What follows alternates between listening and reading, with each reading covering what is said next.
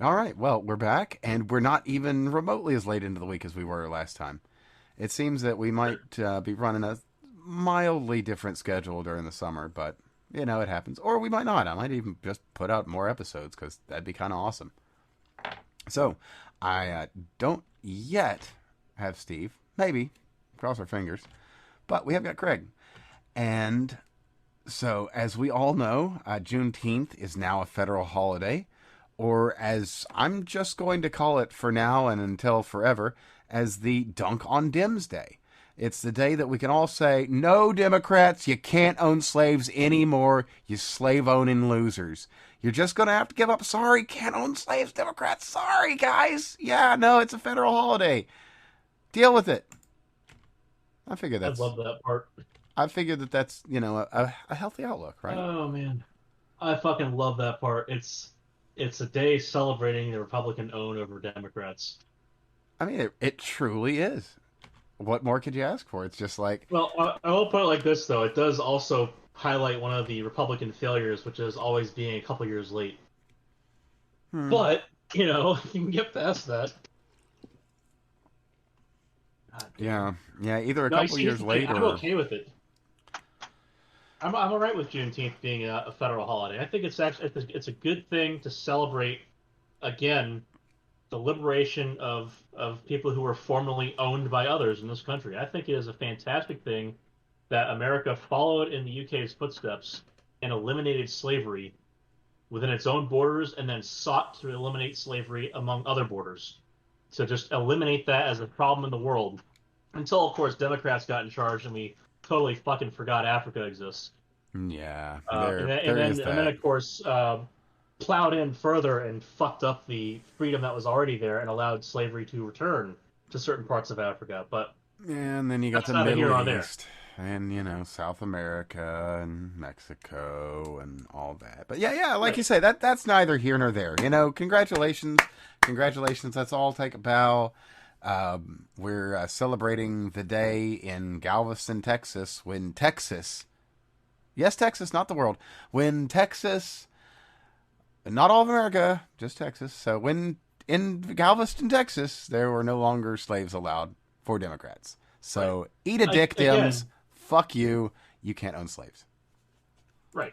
So what I'll be firmly interested in, considering all of the hubbub that has gone around with Juneteenth, for the Juneteenth weekend of Juneteenth month, which again I can totally get because we have Christmas month, which as silly as that is, and Christmas Well, comes this later isn't in so much Christmas the month. Juneteenth month. This is, Well, I still I have mean, if we want Juneteenth to be month as a honest, thing. this could be the buck breaking month. It's Pride month. We've got Juneteenth. We're breaking the I bucks mean, over that over that Pride all right, mountain. all right. God damn, will that guy ever cease to amaze with his stupidity? Oh, I'm telling you what, Tariq. Tariq has got a thing for that BWC. That's all I'm saying. Look, he has done thousands of hours of research. Oh, I'm sure. I'm sure. I'm sure he's By looked his own very admission, closely by his own at these admission, he has pictures. watched thousands of videos and done thousands of hours of research. Well, I mean, you have to be So certain, and I'm sure he's you have to positive. inspect every one of them. Like that woman in the song, he has to smell your dick. Yeah, yeah. Well, Holy shit. the Ah, well, when you're certain, or you're positive, right? HIV positive? I couldn't say. I couldn't say. Eh. All right, but so anyway, I'm okay with Juneteenth. I think it's a good idea that we, as a nation, celebrate the effective, true end to slavery in the country because we had the Emancipation Proclamation. That was great, but then a lot of work needed to be done, Yeah, I and mean, Juneteenth kind of sums up, like, now kind that of being said, it nicely wraps it up. really should be January 1st, the actual date of the emancipation. But whatever, Biden wants to Well, have his little thing, so we're just gonna like tell I him that said, okay, we'll dunk on your party then every year on June 19th about how you're an well, idiot and you can't own slaves. I still think, like, it's still a thing though. Like, we had the emancipation, but then there was a lot of work that needed to be done, and then about 2 years later, it wrapped up in Galveston. That's the end of the journey there for emancipation to spread across the United States as we knew it then. So I think that's okay. What I'm really interested though to see after after Juneteenth, after Juneteenth weekend, after Juneteenth month, is what these same people will say on July 4th. Because without the country establishing itself the way it did, Well, they've already it's started not a talking guarantee. about how founding fathers are Right. patriarchy and how we shouldn't be Well, saying founding fathers anymore, which, by the way, that was again, just this week. without the way that the nation established itself, there's no guarantee that the United Kingdom would have actually followed through on eliminating slavery, given the way that they were benefiting economically from the colonies. It was only until, it was only when they got confronted by this failure of the empire, this collapse on parts of the empire, that they really realized that the slavery aspect of things was crushing them in a way that was not tenable. That's why, it was like a 50 odd years before the United States, they decided to go to war with Benin. The king of Benin was furious, and he launched naval battles to try and reestablish slave trade with the United States, and was ultimately defeated by the Royal Navy. But it was gruesome. It was a very bloody battle in North Africa. But that's not typically talked about very often over here because, again, that's UK history and world history, not United States history. In our end of things, slaves just kind of still existed here. There's a large enough population that they were able to breed here, and we no longer needed to buy them from Africa. So, like, you remember, these are people, not like just kind of, they were considered property at the time legally, but like these are people. So the UK kind of cut off our source, but we didn't need it at that point. We established our population over here, Yeah, and I and mean that's most of them also weren't not even that's not even taking into account the non-black slaves as well, well. the American Another thing Indians, is most of the indentured African slaves were Europeans, not even etc. in. Most of the African slaves weren't even in the United States. It was like 20% of them were here or less. I can't remember the number. It Oh yeah, was no, it it was was only so many absolute. million of them. Yeah, no, it was Most of them absolutely were an in Spanish international colonies. deal. Absolutely. Most of them were, yeah, most of them were Spanish colonies, which is largely the reason why they decided to cut off slavery in the first place. Besides the whole moral dilemma, it was an economic benefit to ramp up because the Industrial Revolution was taken off. It was also it was a strategic benefit to cut off the power of Spain and Portugal, who they were still in naval gridlock with, And just uh, as a quick aside, and to Spanish people stabilize are them. white. Just want to say that Spanish people are white people. Well, yeah, mestizos, and then you have the other yada yada yada. Yeah, you have your Latins and everything, but you know where you got your Spanish? You got it from Spain. You got it from white people. So, just saying.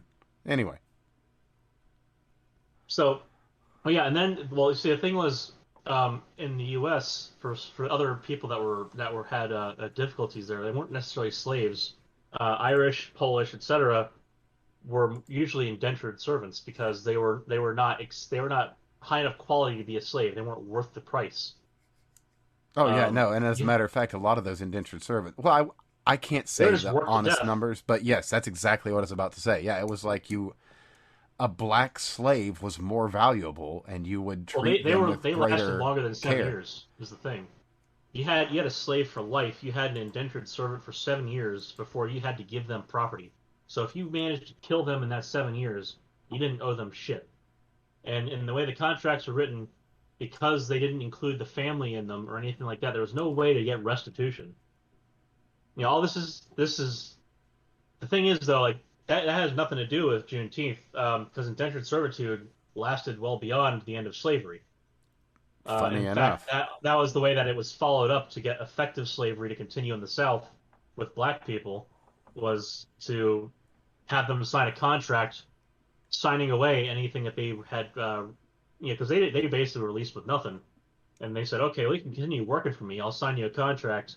It's 7 years, just like the white guy, and now get back to work. And they gave him a small ass plot of land, and then they were basically in debt for the rest of their lives, which is horrible. But you know, a lot of people ended up getting freedom out of it. I still think, again, I think Juneteenth is a good holiday to have. I think that I'd say that it is better than a contrived holiday like Kwanzaa, Fair which came enough. about in the Fair enough. '60s I'd because rather of a it took Marxist. place on the date of the actual emancipation as a And yeah, personal note, but whatever. well, like I said, so we have Emancipation Day, Yeah, but nobody do we not? cares about that. I Well, mean, the thing is, we already have it. Is the point? Like, well, I think I we agree. do, We but I should mean, celebrate it. it. That's the thing. Yeah, it could be celebrated. Instead, we I. have to come It's up with also this new it's. thing. But dude, it's also New Year's. Like, it's the day. But I get it. But I think that the one starts the process, the other one caps it off and says the process is effectively done. I think that Emancipation Day and Juneteenth are good bookends on a subject. Well, it But still again, smacks like I of said, silly to me, but it kind of yeah, doesn't it matter. is silly. It is well, we have federal holidays about the silliest shit. Like we have National Toilet Day. Yeah, but is And I that a know federal that's more. holiday? I know that's an unofficial holiday, but like, come on, like we have like National Potato Day and shit like that. Like just Juneteenth because it has to do with our actual nation and the actual history of the nation and the way it evolved and moved forward with things and basically fulfilled some of the founders' dreams. I think that it is a good celebration of the end of something that people genuinely wanted to see dawn at the founding of our country. It took a while to get there. Oh well, But either way again, you I, I'm any way you look at I'll it, be that's very pretty much interested to accurate. see. I'll be very interested to see, however, again, how these same people will react on July 4th. Because if they're going to come out and say shit like, "Oh, this country's horrible," July 4th, independence never should have happened effectively. Like they don't realize that without the economic cutoff that the United States gave Britain by gaining independence, we would have been continued to be exploited to fuck with Spain. Like we would have continued to be the proxy war with Spain over here against their colonies, and slavery probably would not have ended for another 100 years. Like it was going to end one way or another with the Industrial Revolution. It was going to end, but it might not have ended as quickly. I mean, we had a lot of land in the U.S. producing a lot of valuable crops that would have delayed shit for a very long time had we not taken it away from the UK. And Yeah, had they not sparked that independence thing, and then you had the French Revolution, which also fucked with things over there. Like, had we not sparked that need to get rid of slavery effectively, had we not cut off that economic boost they had, there would have been no push to really further industrial design and mechanization. Like we would have been continuing to rely on manpower for a lot of things for a long time. It's the same thing with the horse buggy and the car. Until the Model T, like the car was kind of a novelty. When the Model T happened, it cut off the economic benefit of having a horse and a buggy. It well, was kind just of too like the expensive to own a horse. like Whitney's cotton gin, basically, and Yeah, that was yeah. kind of It the was just demarcation line, if you will. it was just way too expensive to get up the upkeep for a horse when you had this cheap oil thing that could drive you around at about the same speed, a little bit faster. And and you had to do all this extra shit like wind it up in the day and yada yada. Like it was way cheaper and way less labor intensive than owning a goddamn animal or paying someone to drive you around with their goddamn animal. Like it was way different. As soon as you get that mechanization aspect of things, that assembly line aspect of things going, the manual labor side of it just it makes way less sense to continue it. And what's one of the things that was really kind of a big driver of getting rid of slavery was making it not economically viable. It was or not economically necessary. If you can outcompete it with mechanization, then you can no longer have that kind of economic requirement to make things happen in the world. As much as it sucks to admit that as about humans, that was something that we kind of require. And you can see it in Africa right now, where they don't have that kind of mechanization in certain places, and they just rather stick with slavery because it hasn't been forced to be taken away from them yet. And you can say, talk about states' rights, etc. in the U.S. in the South, as much as the people that were in the South were fighting largely because the North showed up there looking for a fight, they never would have gotten rid of slavery the way it was without having someone show up and take it away from them. Not in that time period, not in like that short of a time span. So, as shitty as it was, and that was a bloody war. Like that got rid of a lot of other human suffering at the same time. A lot of people died to get rid of slavery. It unfortunately took a while to really get to the point where things were better. Well, that's not But necessarily true. Actually, getting rid of the if you look at your history as it went down, the period pretty much immediately following the Civil War was pretty darn good. I mean, you did have some I would serious say issues, but I mean, I'll push legally back on that. there was We had Reconstruction. That was a problem. that was a Now huge problem. That it fucked kept things up for a terribly long yeah time. it kept the South in line, but and there's a big but on this. It seriously fucked with things in a way that was like there had to have been a better way, but Lincoln was righteously and I would say in some ways rightfully pissed at the South. The way the British looked at the American Revolutionary War was you had to reestablish trade with these people when you're done. The way the North looked at the South at the time was, well, we just need them to become part of the U.S. again, and to hell with the consequences of making them come to heel. So that was not great because then you had things like the Ku Klux Klan come back and start wreaking havoc all over the place. Well, what are you gonna say? Dim's gonna dim. Exactly. Oh, when was the first black Democrat senator or House rep or whatever the hell it was, like 19 something or Yeah, other? it was And then the not. first It it was was like a very recently. like night and day kind of thing. And then you look at the first Republican uh, black member of Congress, and that was like 1860 something, was it not? Yeah, So like 1864 or whatever. No, that's close enough. It was 18 something, circa end of the Civil War. yeah, like a couple years after the Civil War, a guy does a little bit of campaigning, gets in, Exactly.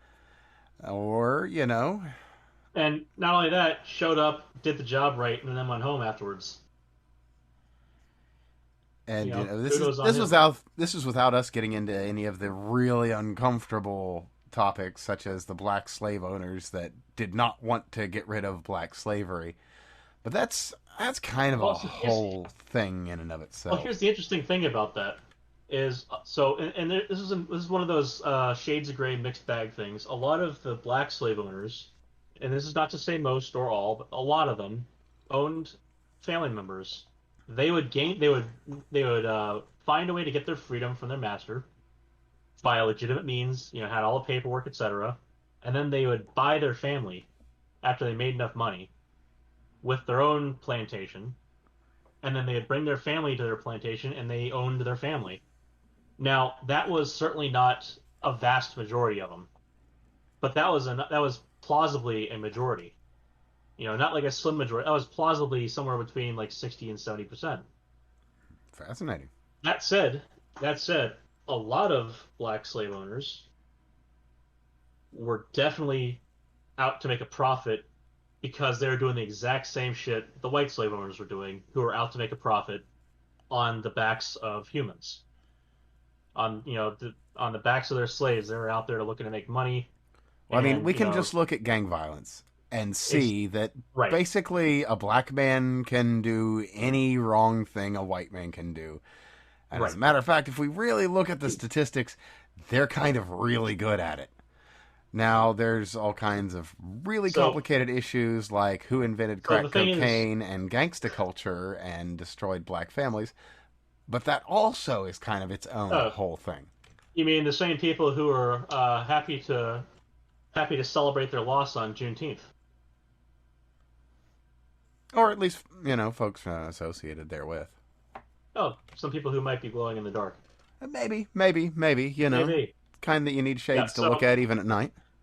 So the other thing I was going to mention there, with the whole shades of gray part, is not every black slave owner who owned their family members was out to just give their Yeah, family up. Yeah, it wasn't necessarily which somebody was like, I'm going to really buy up all the cheap slaves and I'm going to have myself a nice well, slave which army and my was name's Uncle Ruckus. It's not, well, you're going to have some like people. so like I said, there are shades of gray there. There are people who legitimately bought their family to get them out of slavery and give them a home, even though they owned them still in name.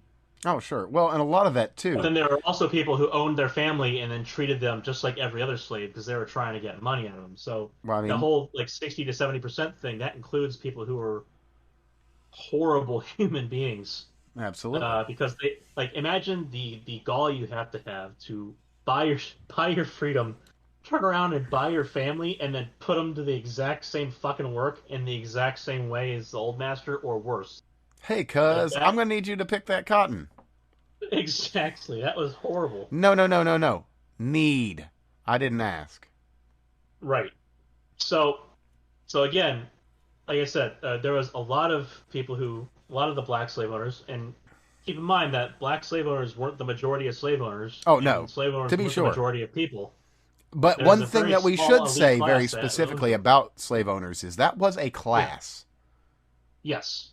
Like that is That was an aristocracy. that's your 3%ers. Basic. Well, no, not your sorry. That's your 2%ers.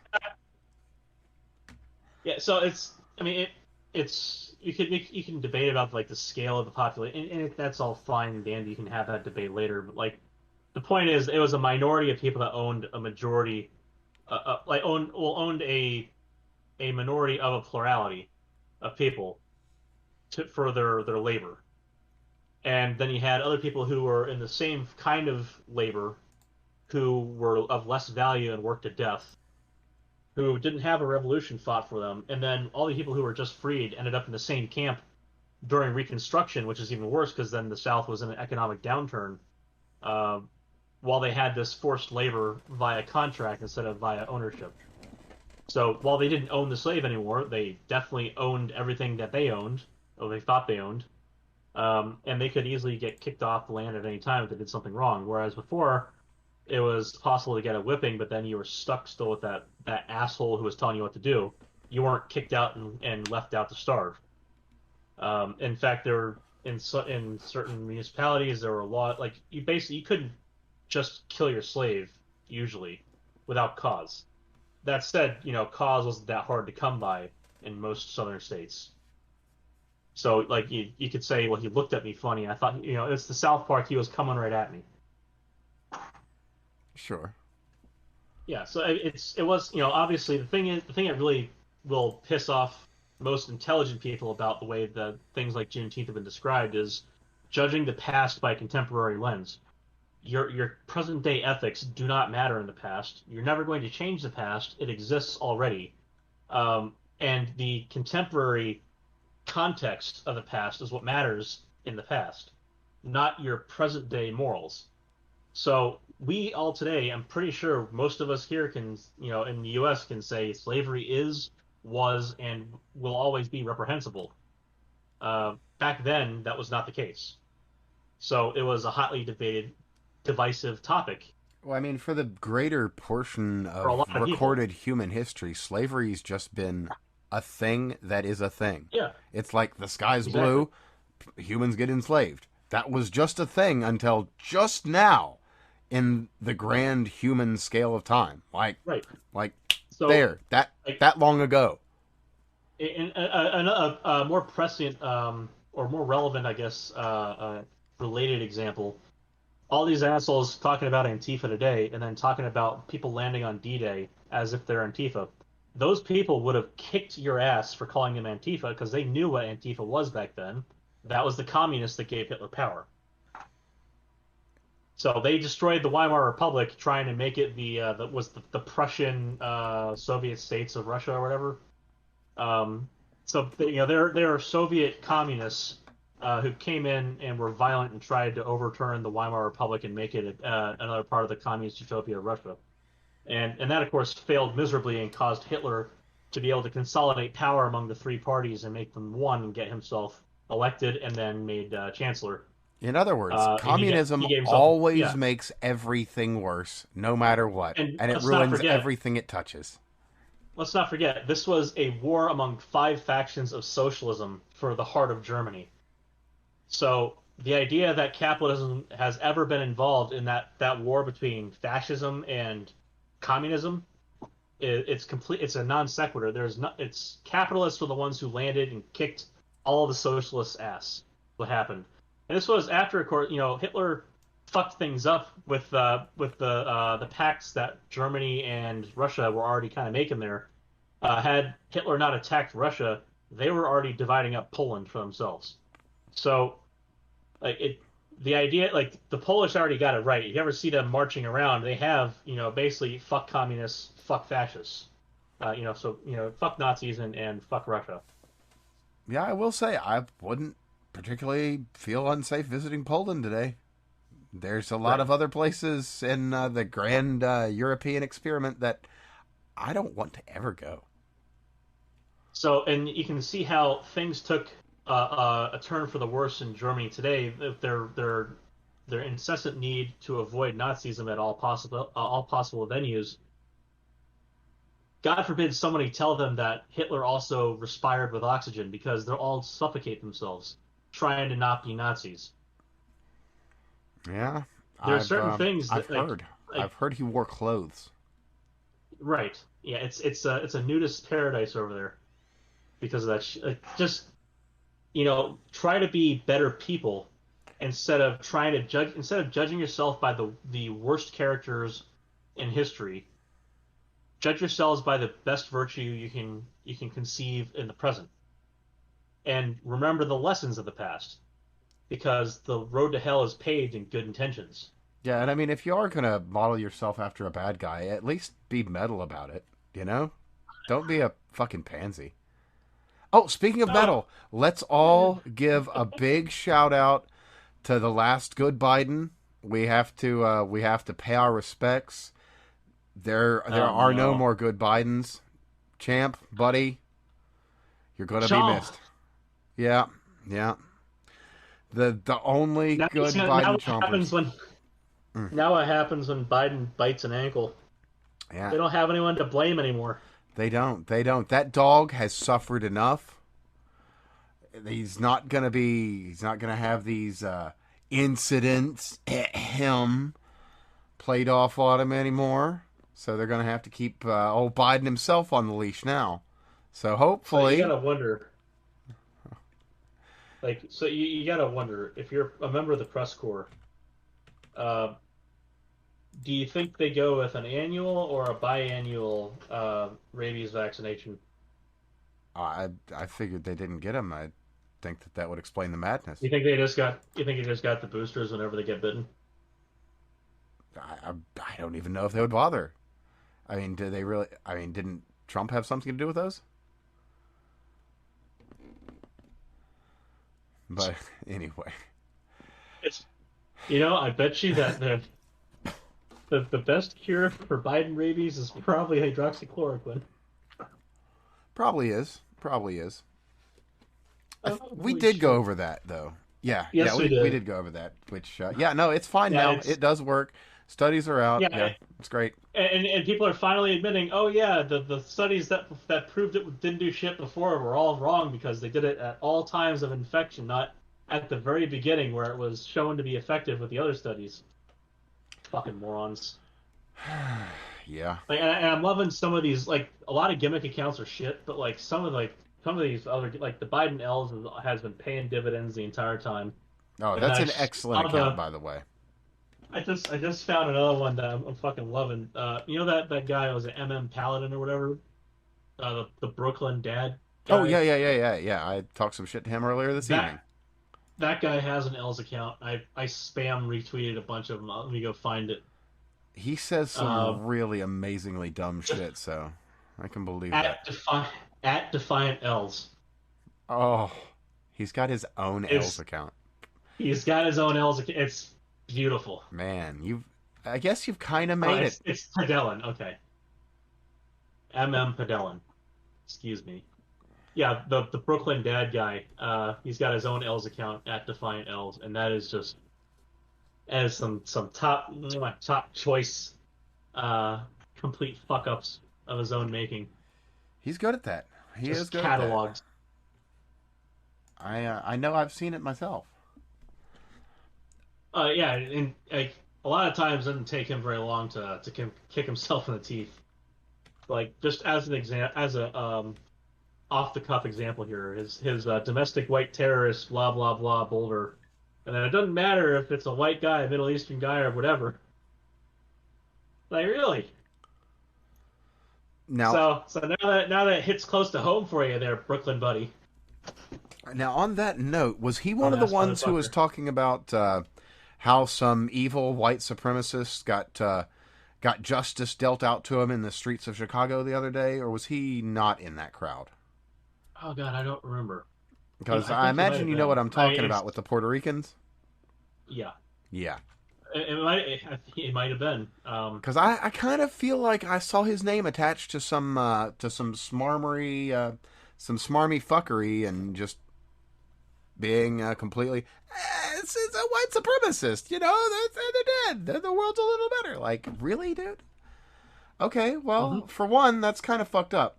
For two, just wait, just you wait, because it Well, kind of always seems to come to something. he did comment on this one, which is one of those. It's one of those tragic incidents that is unfortunately being capitalized on these days. Just this week, there was a member, an attendee of the, was it the Chorus group? You know, I think Chorus was a brand name there or an affiliate name, not like an actual chorus.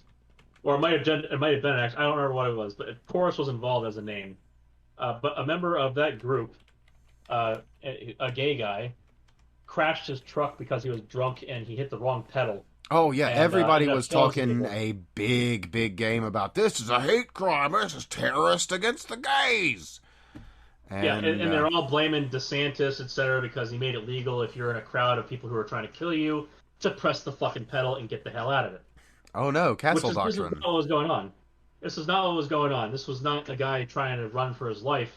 It was a guy who was plastered behind the wheel who hit the gas pedal instead of the brakes Small and point of ended up note.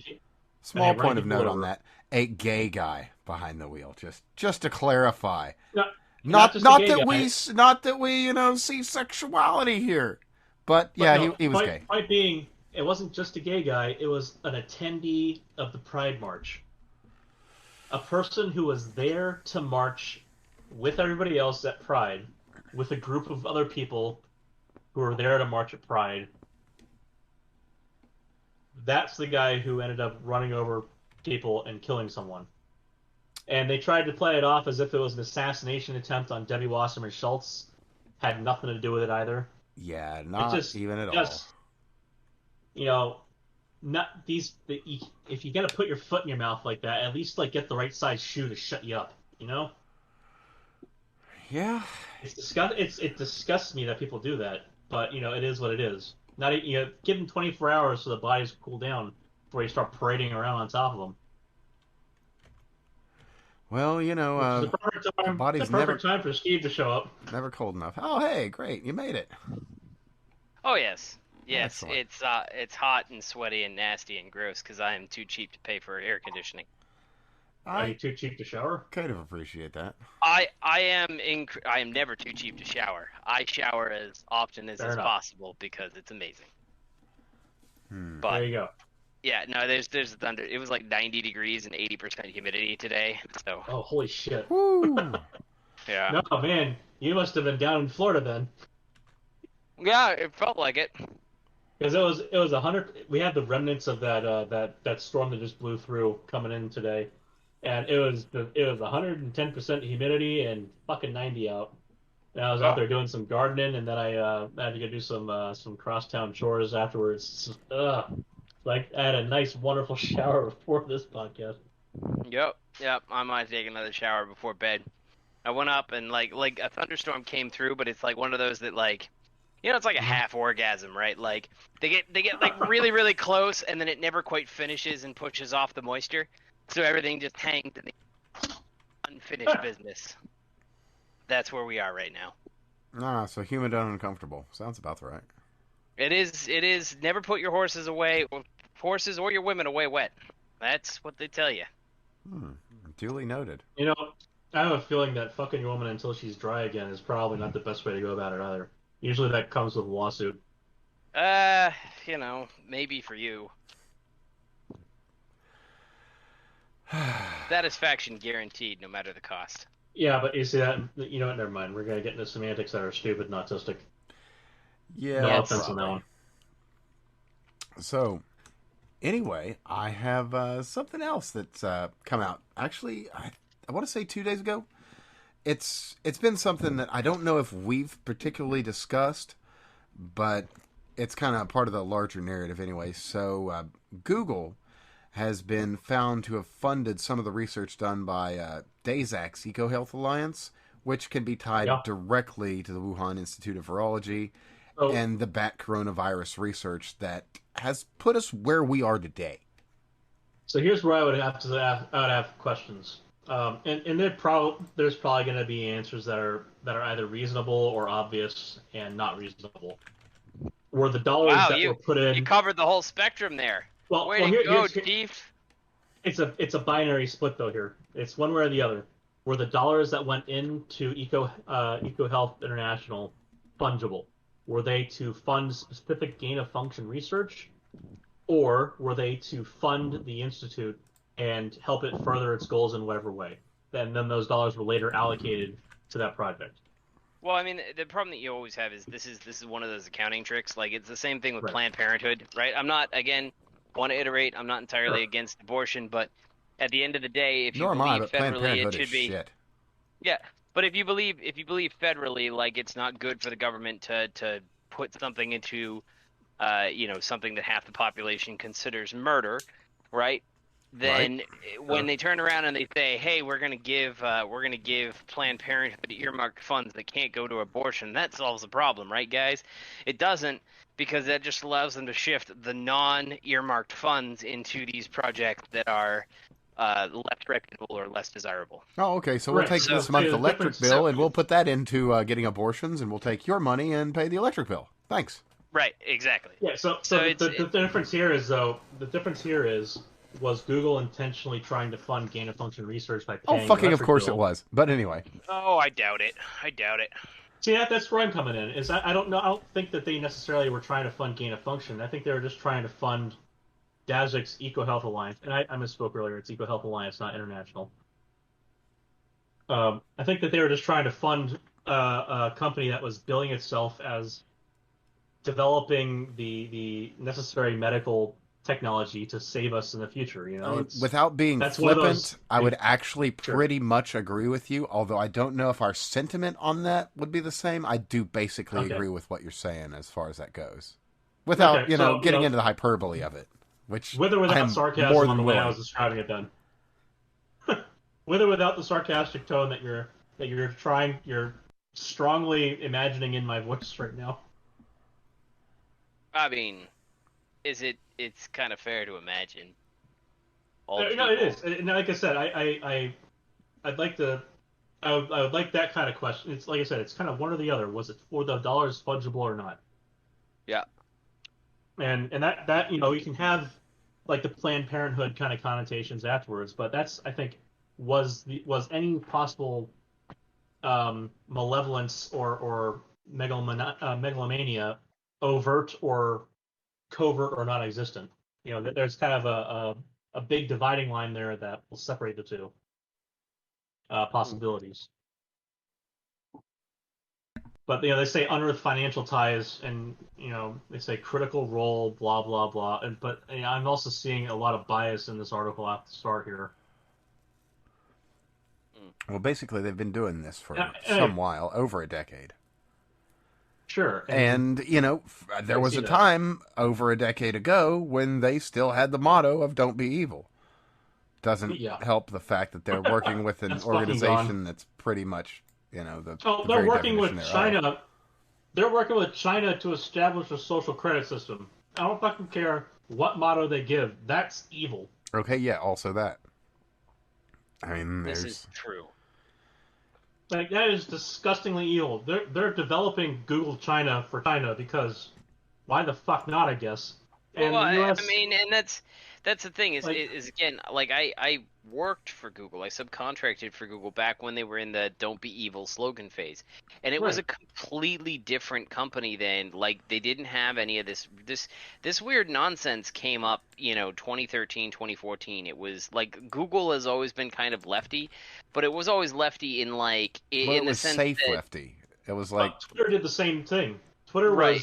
Twitter described itself in 2012 in front of Congress as the free speech. What was it the the free speech wing of the free speech Free party. speech party. Yep. Yeah. That's it. Yes, exactly And those words. Funny it fucking used to world be we find that. ourselves in. Like it used to be that it was, I have no issue with the way they were, and then all of a sudden, I swear to God, it was GamerGate. But all of a Yeah. sudden, they just basically dove way off the deep end, and they decided, well, the problem with not being evil is that, it goes back to that, That if assumes a you're moral base, and that's culturally insensitive, and blah blah no, no. blah blah. I, Go I fuck think yourself. I think it's at the end of the day is don't be evil is essentially them saying, all it takes for evil to succeed is good men to do nothing. And I think that's really what the left started taking on as a premise, is that they need to intervene and stop these people, even though that means they're going to do, because they're going to be harming these people. That's why they changed it from don't be evil to Wait, do hold good. on a second. Good Well, men doing nothing would be vastly superior to present day yes. evil men doing evil, like establishing the social credit system in fucking China. Yeah. I They're mean, in agreed. for it. Like that is actively being evil, not passively being, Well, vaguely assisting evil by doing nothing. And it's not just being evil, it's like being cartoonishly evil. It's like Dick Dastardly with his fucking purple car. Yeah, yeah. I mean, we're talking about like rubbing your hands together and the whole shebang. I would make the argument that there's a difference between the problem that you run into is moral relativism, right? Like there's a whole lot of people who think they're doing the Sure. right thing, Oh, sure. and then it becomes ends justifies the means. And that the problem that you have when you're trying to be good, and this is one of the reasons why whenever it's a senator that's purportedly, on the crusade against homosexuality or whatever it is, they happen to be the gayest motherfucker in the thing. Right, Larry Craig, right? Right, or whatever. Like it doesn't really matter, and this isn't to establish any of these things as good or bad. But when an individual tries to do good, they are willing to do bad things to do good because they feel they're doing good. They believe that they are accomplishing a good No. thing. This is how you know that Craig and I are good people at heart, because we're assholes 100% of the time, which means that we don't have any moral relativism. We're just like, So it's I just guess what it is. it was it was before you popped in. As I'd said on here already, the road to hell is paved with good intentions. Like, It really is.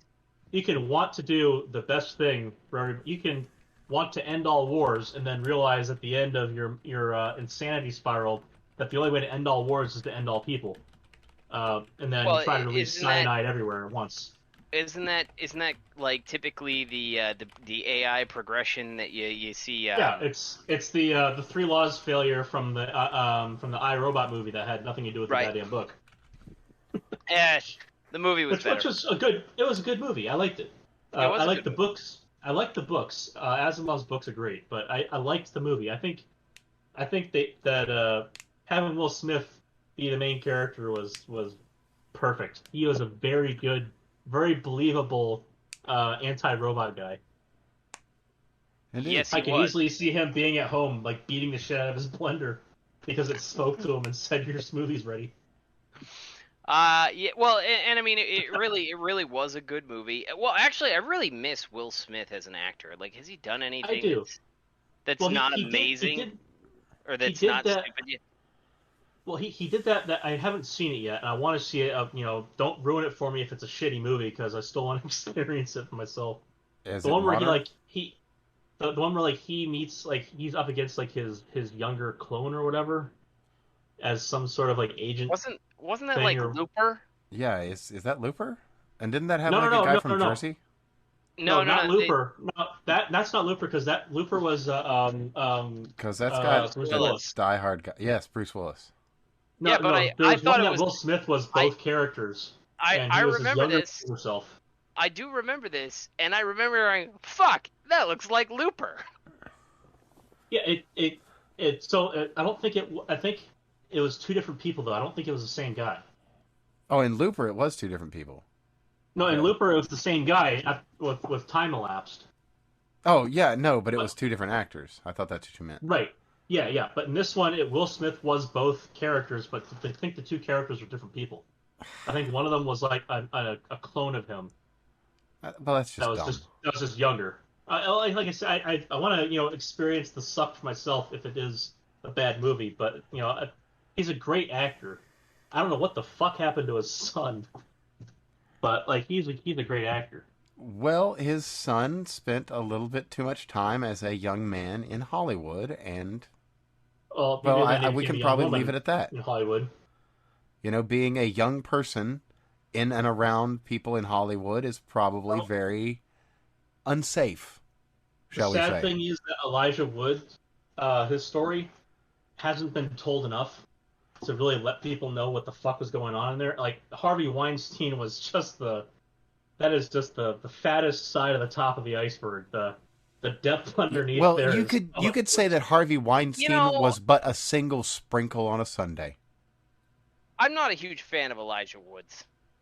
well, it does, like as an actor he's all right, and he did some really interesting projects after the whole Lord of the Rings thing. He did. He did. He also did some weird shit too. Yeah, well, like his character in the what the hell is it called? Sin City was I think was really interesting. Even though like it didn't have any spoken lines, but it was an interesting little side character. Then he was in that weird one where he was some sort of automaton, someone's fictitious automaton, like in the woods. Yeah, he was like a corpse Swiss Army knife. Right? Yeah, that was it. I Was don't it know Swiss what it Army was Man? called, but I know exactly what you're talking about, and the concept seemed incredibly bizarre to me. Well, I mean, what was It was it? a weird looking thing, but There was the one where he was schizophrenic. right. Yeah, yeah, dude, that one was good. That was good. That was Wilson. What was it? No, had the Australian Oh, dude play the fucking dog. right. And then there was like in the same line of those, there was the one where the guy from the new X-Men series, the guy who plays Xavier, Nah. was a guy who had 21 personalities in his head. Yeah, we've gotten outside of my area of expertise. I basically Well, signed off of these are everything. just fascinating movies. I haven't seen anything Weird. new since at least 2014 other than Joker, so Okay. Well, these are weird movies, but they were fascinating. I can appreciate that. I like a good weird movie. I mean, Sin City was obviously not one of them, like Swiss Army Man, and I can't remember what the hell the name of the one where the guy who does Charles Xavier is the as the 21 different people.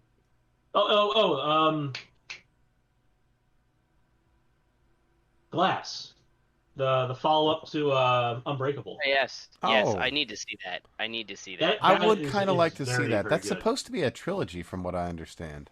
Right. There's the end of it sets up another one, Yeah, yeah. and it is very good. I I like the can't wait to see the concept third of. one. I really like the concept of Unbreakable. That was like a really cool way to tell a superhero story. Yeah. It And then was. so It was indeed. Glass comes in from a slightly different angle, and that is Well, every bit as I good. would hope that it's a good way to tell a supervillain origin story. Yeah, you gotta obviously you'll watch it at some point, but I'm not gonna hype it up too much for you here. Suffice to say, it is a very good sequel to Breakable, Huh. and it sets up a third movie very well. And of course, the third movie will be the confrontation, as it were. Well, hopefully it's not gonna end up with like some woke pink and rainbow haired crazy person, unless Well, they're the villain, in which case that'll be hilarious. oh, that'd be excellent. Just having Bruce Willis come out and ragdoll someone like that would be funny as hell.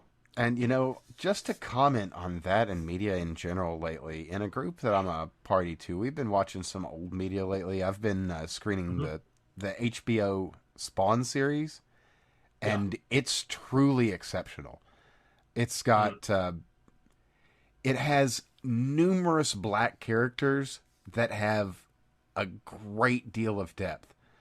Yeah. One of the best villains in the series is a black guy, Right. and he's got PTSD, and it's like, man, you couldn't tell this story today. You couldn't tell the story of a bad man who's a bad man and who's a It has a broken, flaw like that. damaged human being on top of that. That's a black man. You Yeah. can't tell that story, and it's a beautiful story. So for anyone that's going to be listening to this that hasn't been screening it with us, check out the Spawn animated series. It's an American classic, and it's Yes. really something quite unto its own, and I'll worth say your this while. also, and it doesn't have the diversity of characters is a little bit different because it's in the Batman's universe, but the new Batman that came out like a decade ago or whatever, Batman Beyond, that was also, I thought, pretty well done the way they brought the idea of Bruce Wayne in as an old character, almost fulfilling the role of fuck, what was the name of the butler? Oh, what, Alfred? Butler man. Alfred, thank you. Like Butler he almost man. fulfills the Yes, yes, Butler Man.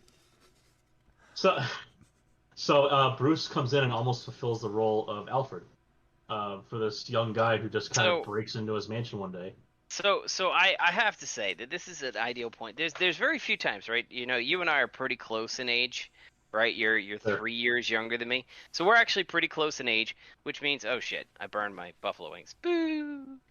There's I don't smoke. see the connection. Yeah, I'm sorry. I saw smoke. The connection there is that we both like buffalo wings. Did you not get this? Okay, But- yeah. The year of the buffalo wing, so- obviously, So, yes. so sorry. The connection is that Batman Beyond came out at a time. This is actually where like you'll split hairs in terms of age. Him being 3 years younger than me is sufficient for him to be in the age group at which it's okay to watch Batman Beyond, and me to be in the age group where it's not okay to watch Batman Beyond. So I remember seeing today, it. where everybody's okay to watch whatever fucking cartoon they want because everyone's Listen. 50-year-old man child.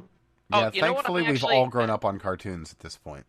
You know what I'm So actually we can really all dunk on excited boomers. about? So What are you we've excited talked for? we've talked a little bit about mental health issues, the ones that we face, the ones that I talked about my wife. She has what we believe to be a genetic condition. It might be PCOS or it might be something like that, but it creates anxiety and depression and all that. And we Mhm. believe it's genetic because of her mother's behavior, and because one of her sisters. Is that your bias? Nope, it's not. I have All right, no all right, issue all with right. her mother. It's just her actual behavior. And then her two sisters. Her younger sister is basically an addict, and that's a pain in the ass to deal with. And her older sister is a social justice warrior. So my That wife. sucks. So It there does are suck. personality issues built in. Understood. I mean, she has like an entire page of Harry Potter tattooed on her back. So it is. Oh my. Yep. Oh god, So- no! I just yeah, I can understand this until I post it. I just got a meme I wish I had like 4 years ago. It is a This one. legitimate thing. Mm. But apparently, so like and it's the storytelling and all the personality issues that you typically see in social justice warriors. Except all of a sudden, the last time that we saw her, that didn't seem to be the case. And so when she's finally told my wife that she acted like tolerable, right? She finally told my wife that she has now, instead of going to a therapist that was just basically affirming everything that she said, she actually went and saw a God, that would be psychiatrist. horrible. Oh. Yep. So she was in the therapist and was telling the therapist her parents fucked her up, and that was why she was not able to. That was why she was 350 pounds and not able to accomplish anything in her life, right? One of those therapists who went along with that. So she went and finally saw a psychiatrist at the recommendation of her doctor, Yeah. and the psychiatrist put her on similar meds to what my wife has, some other stuff too, but all of a sudden apparently like she has tacitly admitted that works. And so the one thing that's really, really nice in all of this social justice-y, like watch whatever you want shit, there is a cure for all of these people, they have to actually go see a real doctor, and they will get real pills, and then they will become tolerable individuals who don't speak gibberish nonsense and watch Harry Potter all day. I hope it's not Harry Potter all day. I No, really they'll do. just have a tattoo in the back. I mean, I'll be honest. I would love to be able to say that the DSM-5 wasn't a mistake. I really Oh, would. the DSM-5 absolutely was a mistake. The problem is like don't get me wrong. I'm not saying that we shouldn't have done a revision to the DSM, right? Like things change, but this is like where psychology decided to dive into politics more than sticking to their job. And Yep. we've talked a lot on this show about Fauci and why we hate him. And the validation that I got last week, which was fantastic. But the bottom line is, where Craig and I, as much as we may disagree on things like masks, as much as we may disagree on things like lockdown protocols or whatever else we have, right? And we both have very good bases for our arguments in each case, right? Sure. The fundamental thing that we very much agree on is technical experts departing from their technical basis and presenting solutions for political reasons. Like, all of them should be put up against the wall and shot. You should automatically. They should at least be tased, like, repeatedly in the nuts. No, I mean, or I the think ovaries, I think that they should take away your ability as a technical individual. Like, you should be these demoted people to should be Burger King effectively worker. disbarred or whatever here's the the thing. other method exists to keep them I out think- of their field, because I they're think that obviously. at this point. Uh, Go ahead. I was just Sorry. going to say, I mean, someone in that position is obviously a malignant actor. Well, it's not that they're malignant. It's that as a technical expert, you are supposed to provide technical expertise. That is your job, and that is your role. And you are supposed to basically take a look at all the nuance and all the other shit and provide a technical opinion. Yeah, and excuse me, And I'm the putting my process- bias on top of that too, because I'm thinking back to all the fucked up shit that he's done this time and the whole grids thing, and I really kind of really don't like this fucker. But anyway, sorry. Well, I'm actually Let me just jump in on that, like, because he, as I mentioned multiple times in other shows, Fauci is a guy who will go out of his way to opine on shit that he shouldn't even be opining on in a personal capacity because he just doesn't fucking know. And then I mean, take conveniently remembers his station when he's in front of Congress and a Republican asks him, well, you opine on this stuff elsewhere and you opine on this here when asked this question by this Democrat. Will you opine on such and such thing for me now? And he says, something to the effect of, well, that's outside of my purview as such and such person at such and such position, and that's outside of my official capacity. You very conveniently remember that shit when you don't want to answer something, you prick. Well, I mean, I think if someone like that, if they don't actually cause harm and they start saying shit like that, that's when you just tase them in the nuts. If they've actually caused deaths of people, and or they what I cause want like to dive into. That right? point, the whole lining up and shoot them thing, like, give them a jail sentence or something first, or have a judge order it. I mean, I don't want to get my hands dirty on that, but at the same time, they should be paying for every death that they caused. I might be. I'll admit that's a little bit hyperbolic, but at the end of the day, if you are acting outside of your technical expertise when providing a technical opinion, or you are providing things that are informed by your politics, like our technical opinions are never informed by our politics. Our politics are informed by our technical opinions. Right? I think that's a fair statement for both of us. Is there going to be stuff that we're going to come in and say, yep, I believe this, absolutely, I'm going to come in for liberty all the time, and that's just going to be like, there's no scientific basis for my position, but there's no scientific basis against my position, and so the my funny thing is, I think Sam Harris provides a very good basis for the idea that some ideologies are fundamentally less good than others. When he talks about a landscape of different ideologies, what allows you to be the freest, person you can be, to self-actualize in the best way you can without harming anybody else, like with harming the fewest other people. What causes the least amount of harm as an ideology? And his whole thing was going against these extreme Islamists at the time, and that's a perfectly laudable goal there, because you have these crazy people killing predominantly other Muslims. Oh who are man, innocent in their own right. the fall of Sam You know, Harris. these crazy ass people. You know, unfortunately, yeah, Sam Harris he Well, got Trumpitis out the wazoo. going back to the original concept where I was Yeah, citing sorry. Fauci, I wasn't trying to like cite Fauci as the be all that end all. You have the Harvard doctors that came out and said we Yeah. weren't willing to support lab leak hypothesis because it might have helped Trump. You So yeah, have the publications in Nature and in the Lancet and in Science Mag, right that these came out publications are against never going to recover from this shit.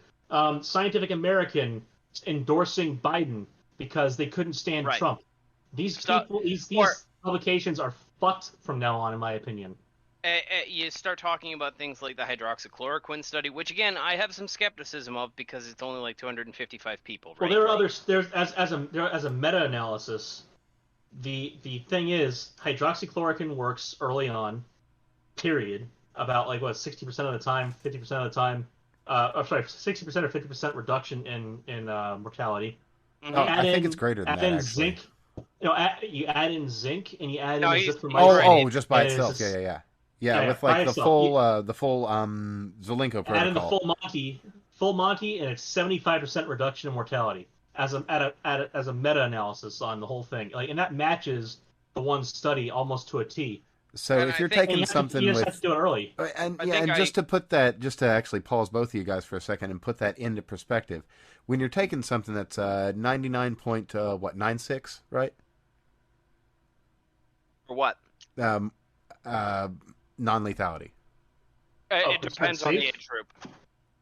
Fair enough. Okay, well we'll So just Oh, so okay. it's one in 15,000 for 18 to 44 year olds that are healthy okay. So we're going to take that without number and we're going treatment to take and without one counting for quarter Just asymptomatics. of that. take it gratis and assume it.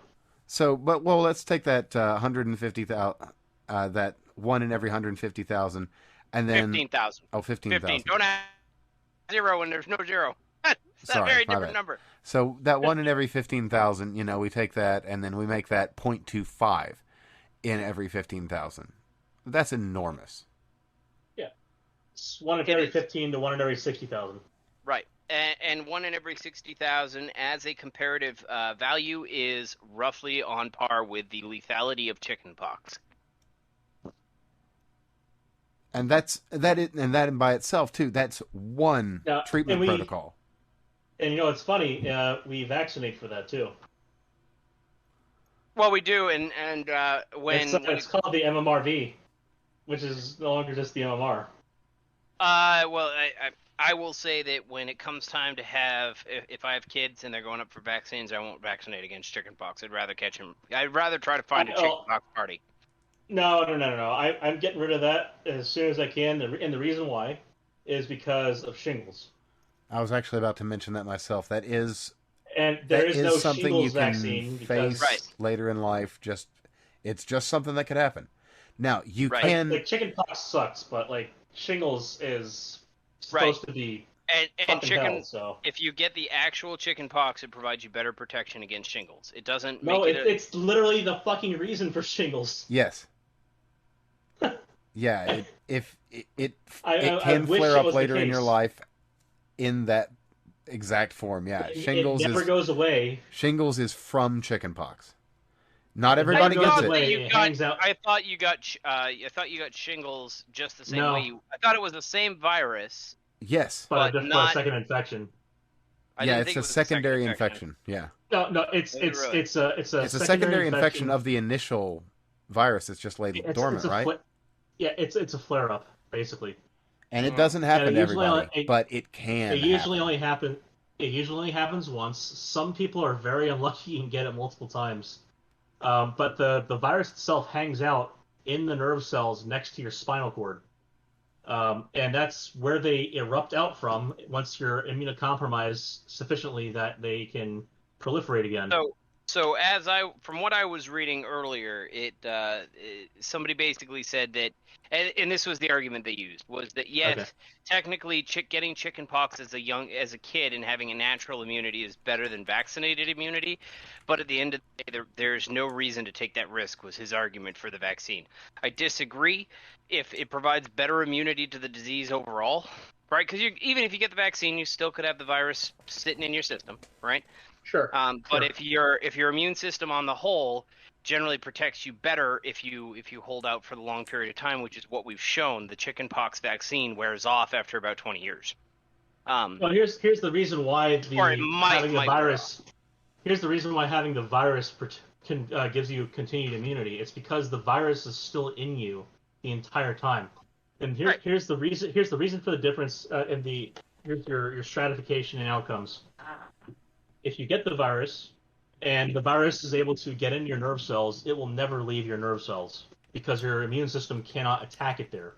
If, for instance, you get the vaccine, you have the ability to attack the virus prior to its capacity to get into your nervous system.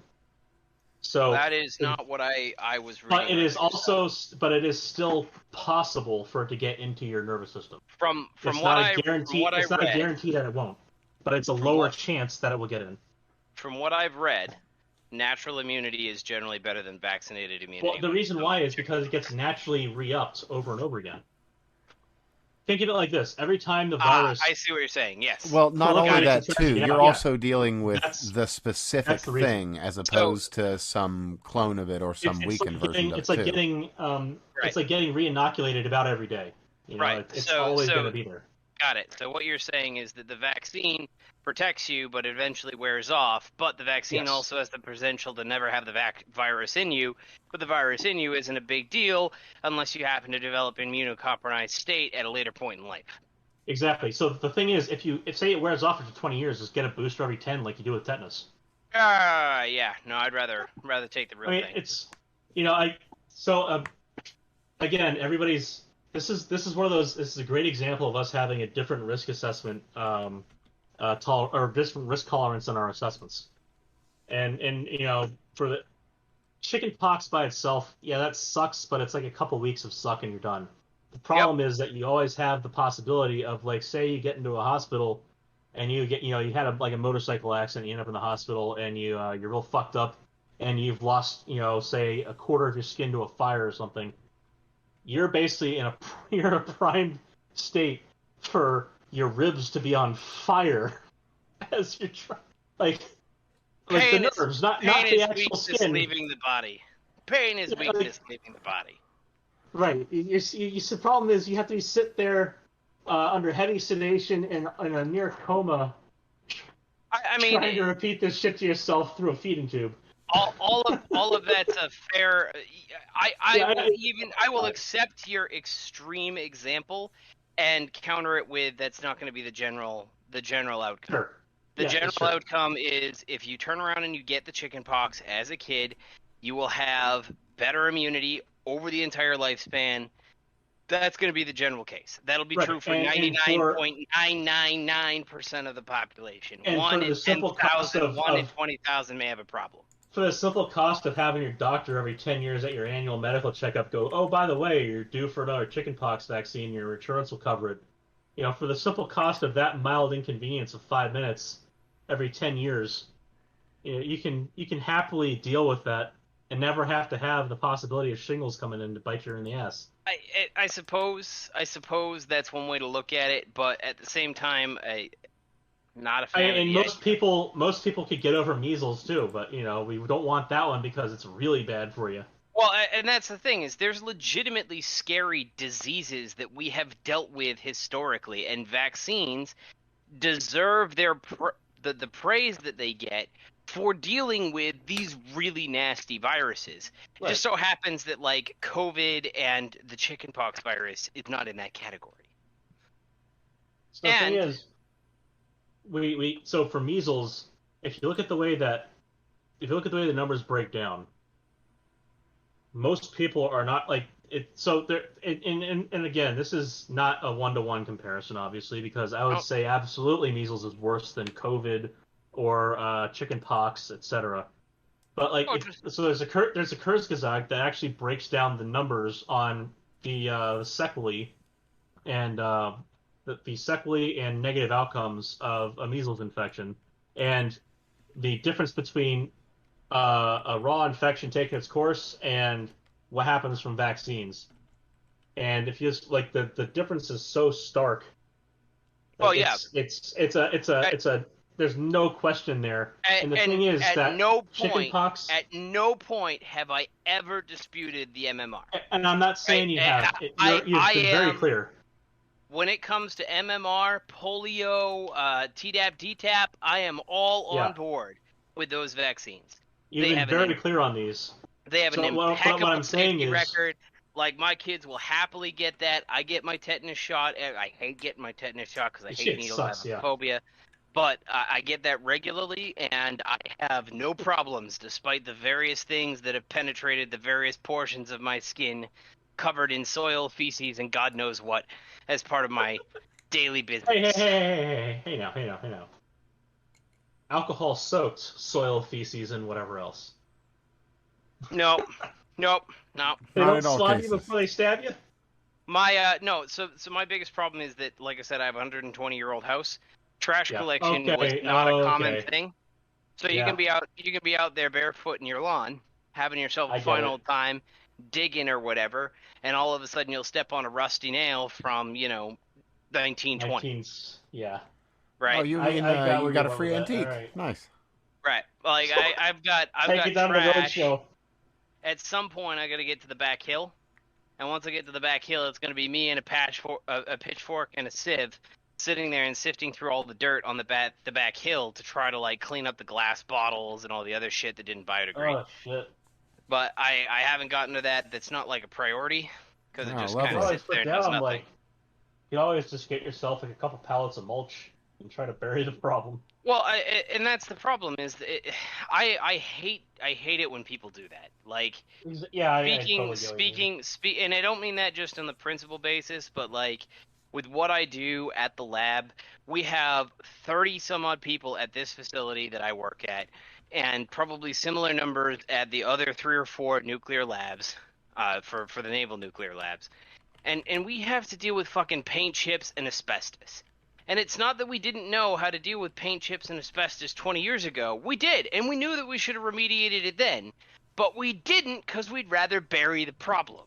And that means that we have to have an entire team of 30 highly skilled, highly qualified, highly capable engineers instead of working on the next generation of nuclear reactors or solving the major scientific problems of our day, are spent doing compliance measures to clean up asbestos because OSHA got a bug up its ass. Like, that's clean up the problem. If you find a problem, don't bury it. Key takeaway: go ahead and take care of the problem right away, because that'll aid you in your life as you live it. I promise. Right, and maybe Craig is right that for me in my house in my lifetime it's not going to matter. But I would rather know that whoever's buying something off of me has a good piece of property that's nice and clean and in a better state than when I left it, and I will get paid accordingly. Here's the the price that I got to pay. I got to knock it down because there was an entire knocked over building and trash pile down the backside. So if I clean it up, here's the general outcome that will give you the bury it versus take care of it kind of compromise. Tilling the land, tilling the soil, and then putting mulch over it will guarantee that all the sharp shit is at least distributed less densely on the surface as well as covered up. Discord sees me, but I don't see you. I hear the both of you. What's up? This? Oh, my lag is so bad. Oh yeah, no, we can all hear you. Are you okay? Welcome back. Yeah. I was like, what the fuck? Why aren't these assholes talking?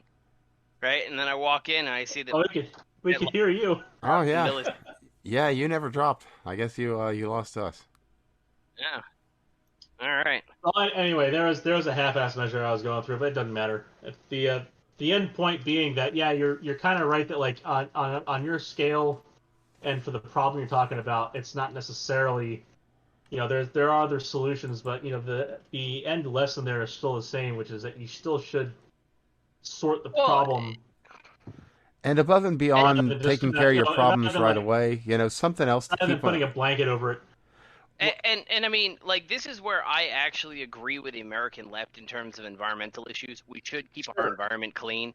We should deal with the problem today. I just disagree that what they think is a problem is a problem. But should we spend $100 trillion restructuring the entirety of our way of life Exactly. to solve a problem that hasn't been proven to exist and won't be for about 100 years. I'll Right. tell you something. Exactly. That won't be proven to exist today for about 100 years from now. One of Right. the biggest tragedies that has ever occurred was the right allowing the left to take environmentalism away from them. Well, you see, the problem was that the last time the far right allowed environmentalism into the platform, Hitler was killing people. Well, I mean, first off, Hitler Just wasn't to give far you, right. Hitler just wasn't to far give you right. that argument. He was a I mean, socialist. they do say National Socialists, so That's because they were actually socialists. well, Yes, they were. as it goes, Fascism, socialism, communism, you're going to Here's end up the with thing. dead people. Of the socialist factions, fascism is the rightest of them. I'll say that. I think that's a reasonable way to describe it. The problem is it's still the wrong axis. The issue that you have is what is your right versus left, right? Because typically when we start talking about our like values and hierarchy, the right economically is very, very extremely laissez-faire, right? Yeah. You know, you start talking about going to hardcore individualists, which would be your liberty spectrum, and hardcore right-wing economics, that's your ANCAPs, right? They are not fascist. They will not tolerate fascists. No, Now you go they to will you go to the authoritarian right, and that would probably be closer to a, I guess, what your standard corporatist dystopia, right? Where it'd be more like an oligarchy is going to be your So the funny thing authoritarian is, right. Mao and Hitler would probably disagree largely on whether or not the state should own the means of production rather than just seize it. Also, whether or not everybody should speak Chinese. I think they'd probably get along on the first point after a heated debate. I suspect the second point would be the pressing issue there. Well, they probably also have a really hard time understanding each other because they both barked a lot of things. But But yeah, well, fascism just says seize the means. Communism says own the means. I suppose. Which that's largely the break. So it's funny. Razor Fist actually had a fantastic bitch fit on one of his videos about the difference about people saying that the Nazis weren't socialist, and he just went through and just listed out a whole bunch of stuff, a whole bunch of the socialist measures that were taken, and the fact that they fucking were socialists. Absolutely. They were very the left comes in and goes, oh my god, but they handed this industry or that to people who were politically connected, and you're like, yes, and that's what happened That's how in it Russia works. Yeah, and that's what Venezuela. they do. Here you it's go. funny Here's this because- thing. But then the It's funny, people the that own communists it, also- they're still socialist. Well, here's the funny thing. You talk to these people, and they'll defend communism. The communists tried to genocide Jews too. It's not like that didn't happen in communist Russia.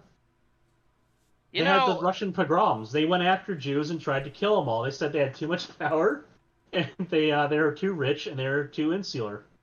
You need to get rid of all of them. When the entire world is trying to eradicate your people, there might be a lesson in that somewhere. Yeah, don't live with anybody else. That's kind of what happened. And now you have them fucking up the quarantines in New York. Oh my god. With Androlf Comer. But you know what? He released quarantine just in time for his daughter's wedding. So Well, that you is see wasn't that how nice of him? exactly. and he provided fireworks to all the citizens of New York in various cities to celebrate Cuomo releasing Cuomo's orders. No, did you not see the exact thing I said was happening? Where absolutely. over in California and then over in New York, they decided to start reversing the narrative. Now masks are all going to be taboo, and you're going to be the unvaccinated. You're the deplorables again, and everybody else can wear wear no mask and go and fuck each other in the street and spread the virus again. It's going to be great. It's welcome back to Chinatown. It's exactly the same shit that was masks. It's the masks same. don't No, work. Say There's what a you will about lot whether or of not the studies. masks work. Say what you will about whether or not the masks work. Staying the fuck away from people does work. So And I hate they're to tell you, doing the Greg. exact same thing again, where they're I hate inviting to tell you, everybody Greg. out onto the streets. They're doing the We same exact thing. New York has reached a vaccination threshold of about 80% of our population. Sure. About 97% of our population isn't wearing a mask. Yeah, it's fine. Like I said, And by the way, most of that 80% is New regardless, York City, and I ain't nowhere near that city. regardless of whether or not they are vaccinated, masked, what have you, the way the narrative is turning is that you can go out and do whatever you want, and everybody should come back to fucking Chinatown. Again, They're regardless of the outcome of what's going to happen if you go out Now we're and not quite there yet. operate Just to to do. preface that, they're trying. But They're but yeah, trying. It's you not can working. kind of see that narrative They're shift. trying to kick the They're trying to do they're it. trying to kick they're trying to kick the economy back into gear by getting everybody to go out and do everything they used to do, business as usual. Oh, that last And jobs report was not what they were hoping. no, it was not. So the point Which one is, was that? they're Oh, the one just this Uh, last week. it was not pretty. I didn't see this one. Oh, What what was was it? it? They were Bring expecting it for 'em. 400,000 and they got like 200,000. Yeah, they weren't off by a whole digit this time. That was an improvement. Yeah, yeah. Instead of like a whole They exponent. got. So what was it? It was I think it was April. They got 250,000 when they were expecting 1,000,000. May they got they were still under, right? They were still expecting like 600, 700,000, and they only got 450 or something like that. Well, the other thing is But if April. it shrank back to 2, then that's gonna kind of the upside is this is gonna kind of prove that perpetual unemployment bonuses is not not working. Well, you want to see something crazy in April? Retail employment went way down, and retail is currently under a fucking exodus. People don't want to work retail anymore. They're realizing how shitty and depressing their lives were. Yep. And now, like, so they're gonna have. So the funny thing is, with the inflation that's going on, and the inflation's coming this decade, all those people complaining about the minimum wage are kind of right. And it's funny because as soon as they got the $15 promise out of Biden, Rashida came out and AOC came out and said $20 and $25 were needed. Oh yeah. I mean, and they might actually be right and under by the end of the decade. Like maybe by the the end of next year, $25 is probably going to be, less than what $15 was last year. As things are going right now, we're looking at very bad inflation, if not hyperinflation. So in a funny way, they're kind of right. That. I'm gonna be the devil's advocate here. Please be. I see the inflation numbers. The stuff that Sure. the government's putting out is X, and there's a lot of other people who are saying, nah, this is bullshit. I also know that they changed a lot of how they calculate that, specifically because if they include things like, the price of a basket of goods of whatever it was supposed to be for the CPI, it's ridiculously high. That being said, It's like 5.5%. that being And said, gas is up like 52 as of 1 month ago. That being said, all of that being said, these are things that we talked about very, very early on in the show as like the consequences of lockdowns are going to be supply chain disruptions. We had that are warned going to everyone since the earliest days of this. This is what you are going to see. And then, of course, events occurred to exacerbate the problem. Yes. Like any engineer, we were right. Surprise. But figuring out the difference between the actual inflation number and the supply chain disruption number is not as easy as it seems. Sure. So some of the things that we are sitting there and going, oh my God, these are crazy expensive, they're going to come back down. I don't think gas will, because gas went up when fucking Biden got elected, like the day he got elected. And then as was the intention. So the funny thing is, people are saying, yeah, but everybody's going back to work and going out again. Of course it's going to go up because the economy's coming back. And in the back of my head, I'm just sitting there screaming, you fucking moron. Yeah, that's not how that works, you goddamn idiots. Yeah, no, it's not. I mean, it works kind of the opposite of that, you fucking idiots. Jesus. But what I loved was all these union assholes who were working on the Keystone Pipeline that voted for Biden and then lost their fucking job. 20,000 people lost their goddamn job because of that. It's great because the Biden campaign would come out and say blah blah blah is happening. We go, what the hell? Blah blah blah is happening, and everybody go, oh my god, this is a terrible idea. And they'd say, no, let me clarify. It's really just this, that, or the next thing, right?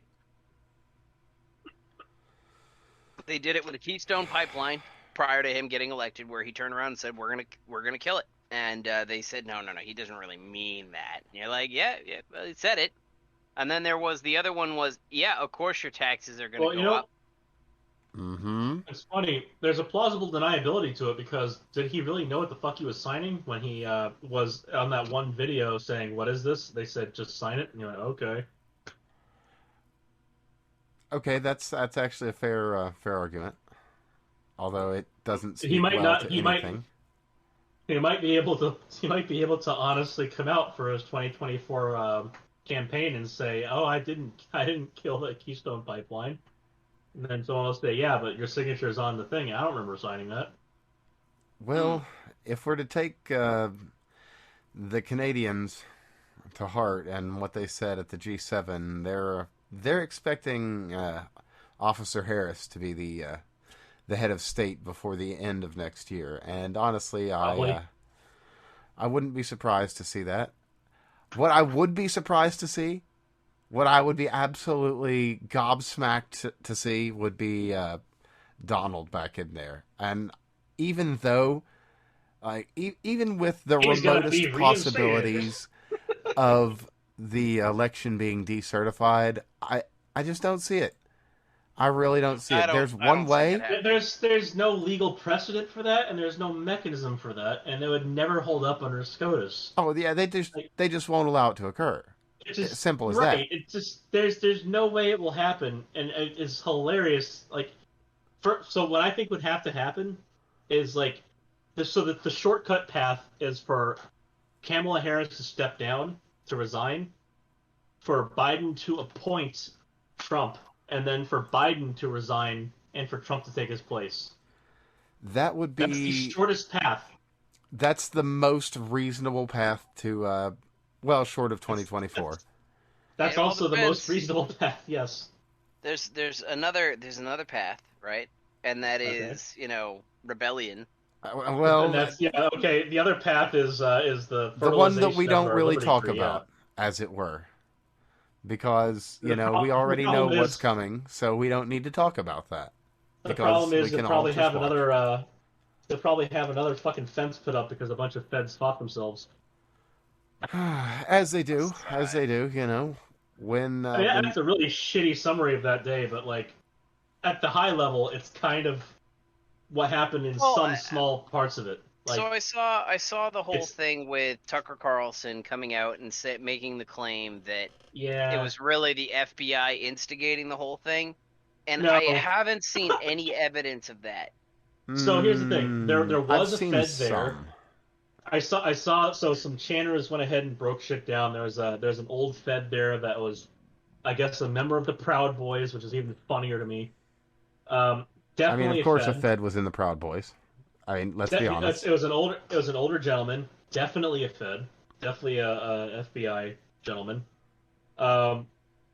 encouraging people on the 5th to be violent, and everybody around him in the video saying no and booing him. Mind you, we're not talking about John Sullivan, the BLM/Antifa member. The funny thing is, he was there. He was there, but this is not the person we're talking about right now. Not John Sullivan. Yeah, John Sullivan was like a third of this guy's age. So, older white gentleman was encouraging people to be violent the next day, and people were telling him no and booing him. Like, so So, point being, feds weren't necessarily directing shit. Like, at least in this instance, there was definitely a Fed there. And he was definitely directing people to do things that were illegal in the same way that Muslims were being entrapped for a couple decades before that. So it's really not a surprise that after perfecting that at the small scale for so long, that they would have the capacity to do so for a bunch of people who are willfully showing up at a location where they could be entrapped in that way. That said, everybody who's in a jail cell right now, because they showed up there, they put themselves in that situation. You shouldn't have rioted. You shouldn't have gone and broke into the Capitol building. You fucking idiots.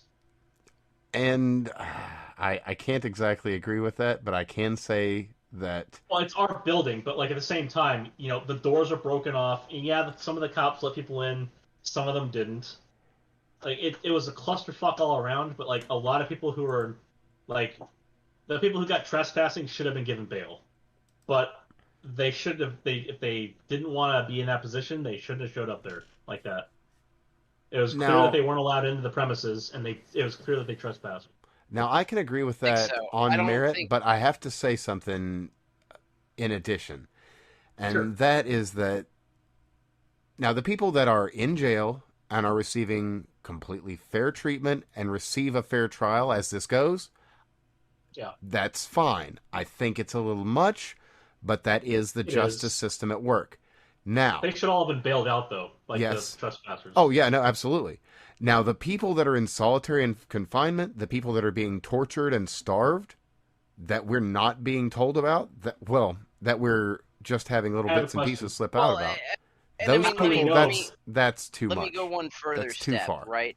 I disagree. So I actually supported the whole like charge the capital thing because A, the left does it all the fucking time. So I am Yeah, two all wrongs for don't the make it right. right though. I fuck that. Fuck that. If they do it, we do it.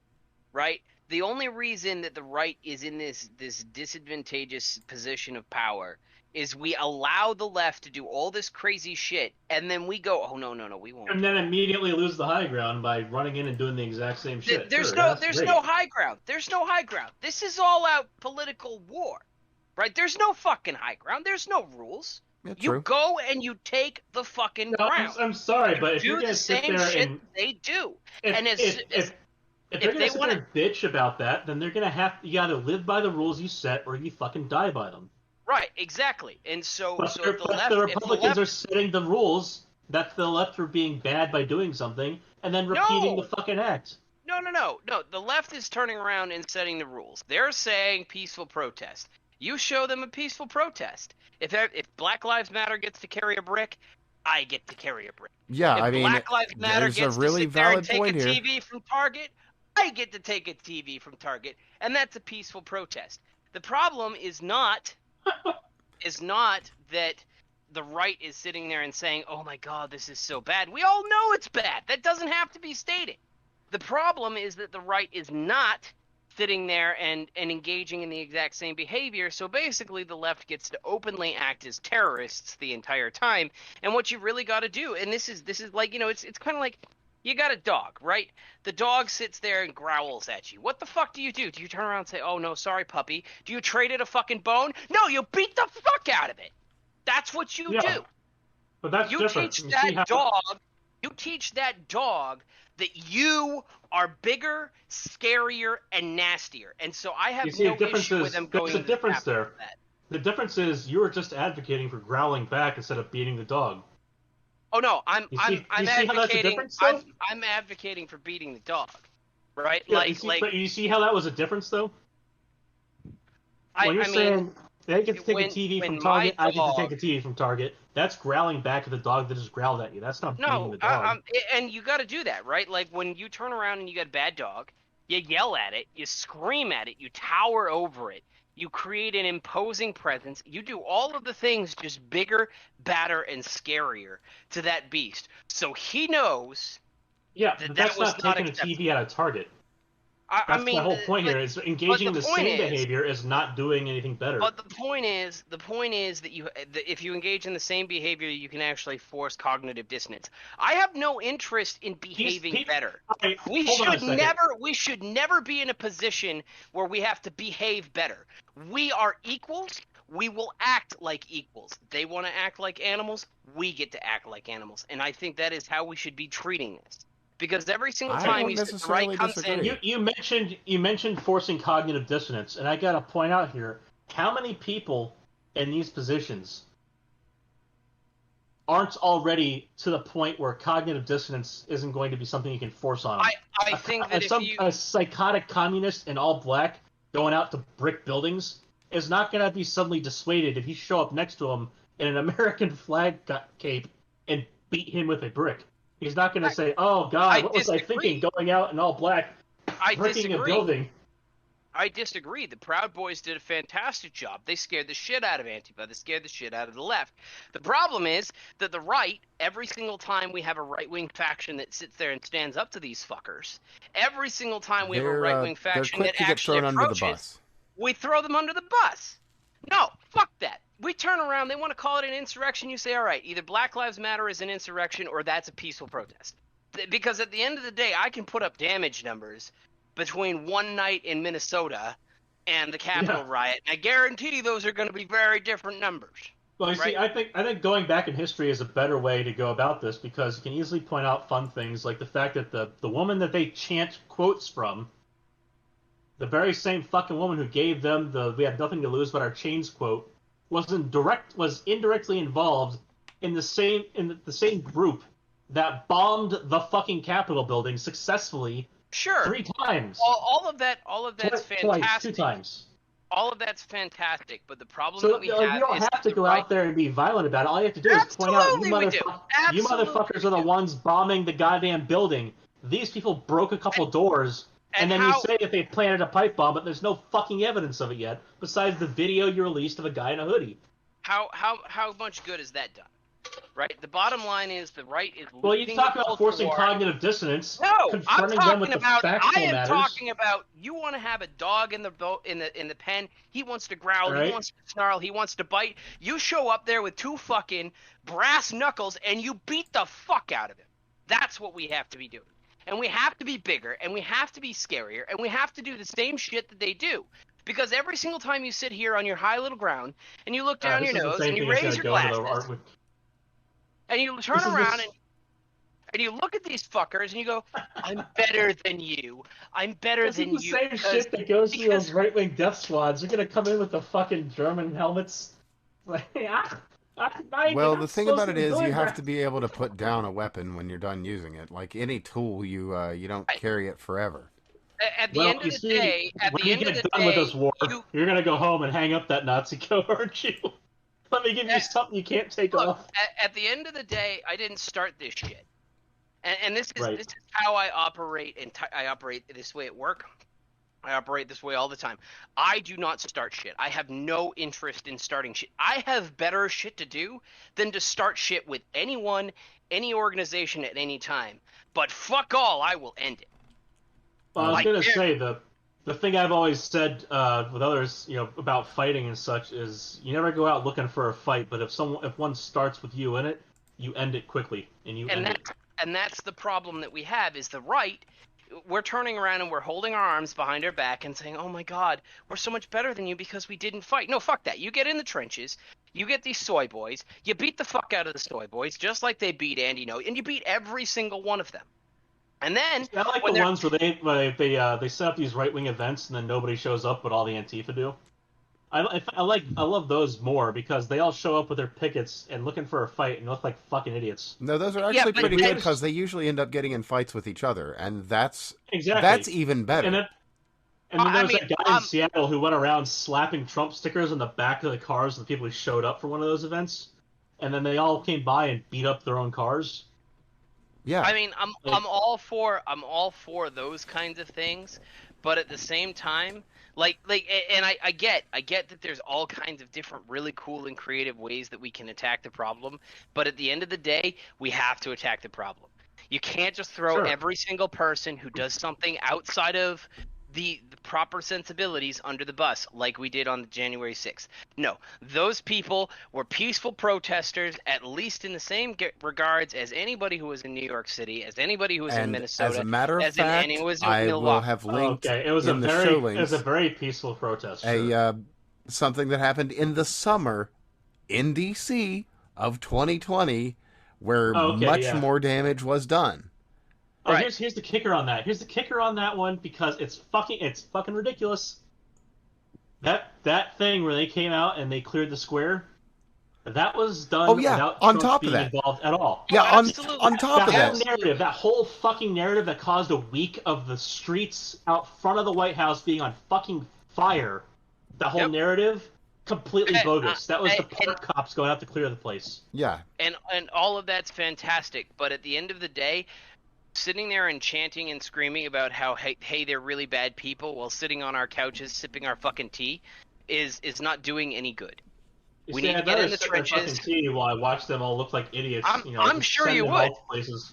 I'm sure you would. I would much rather, go. I like getting them to beat themselves up because that's way funnier. Oh, if you can get them to beat themselves up, yes, that's better, and it's better optically for everyone. But I'd much rather walk out in the field and start screaming Outlander with 2 fucking chainsaws. like. Well, we're not really quite at the screaming and waving around the chainsaws point yet. Oh, we might. God. We're still at the rhetorical chainsaws, so we'll stick with that for now. But the point is that every single time the right steps in and the right sits there and holds one protest where we walk into a Capitol building, which we fucking own, and all of a sudden, oh my God, those people should be in jail. Fuck that. We should have bailed all of them out just like Antifa. No, absolutely, absolutely, that's right. The sad thing is, we should be using a lot of Kamala their Harris. And we should have already spent all our money bailing out Antifa. There was none left. And when CNN wants to sit there and call it an insurrection, Fox News should be up there calling it a peaceful protest. Yes. Right, and we should use the same words. That would require Fox News though to not be controlled opposition. That would require Fox News to also have a spine. Yes, or that's not be controlled opposition. We need to stop throwing our people under the bus just because they did a naughty Nelly, because they aren't throwing their people under the bus until we reestablish equal ground rules. Well, no, you make a great point there. If what's his nuts that shit his pants and had to waddle off the stage, couldn't actually say that Antifa's real. Then we should maybe say it's like what's a Proud Boy? If I was Nadler, Trump, yes. That's what I've been like. Well, the Proud Boys are just an idea. It's just an idea to be proud. Yeah, right? that's just some guys that are proud. They're boys. Response. They're proud. I don't understand. It's just a bunch of gay guys showing up with a rainbow flag. Yeah, I thought you people liked Pride. What happened? Yes, exactly. They want to play dumb, we play dumb. They want to sit there and burn our shit down, we go burn their shit down. I mean, we just let their shit catch on fire and not put it out. Because you got to remember, everybody on the right is the ones that are the firefighters and are the policemen, and their shit's going to catch fire anyway because they're idiots. So you just don't go. You get your blue flu, you get your red flu. That's what's happening right now. Police forces are decimated right now in the big blue cities. Why? Absolutely. Because nobody's helping them out. Nobody wants them there, so they up and quit. And may I comment on that specifically in regards to Portland and their special response unit? Godspeed, fellas.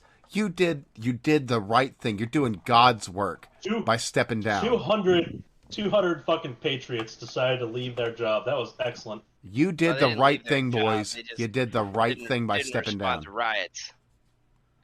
Well, now stepping down completely would be the right thing, but I mean, I agree with baby that. steps. I really do.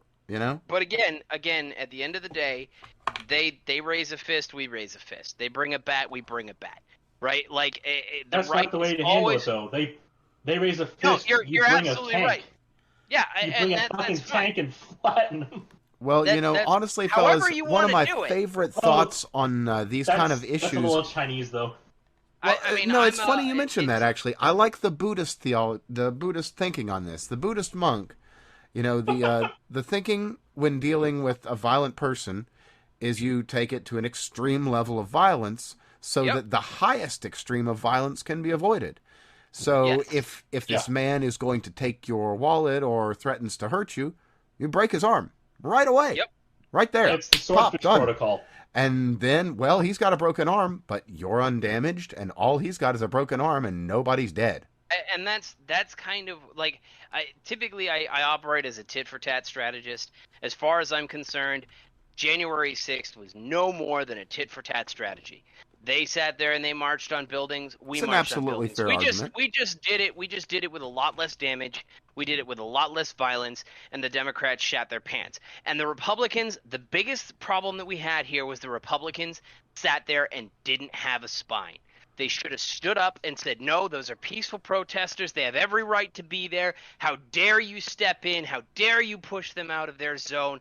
All you did was to do this for a photo op. They should have just hammered them using the exact same rhetoric, Yes. the exact same ideas, and Yeah. the exact same memos, agendas, and programs. They should have turned their words. That was 100% agreement, sir. Can't agree with you more.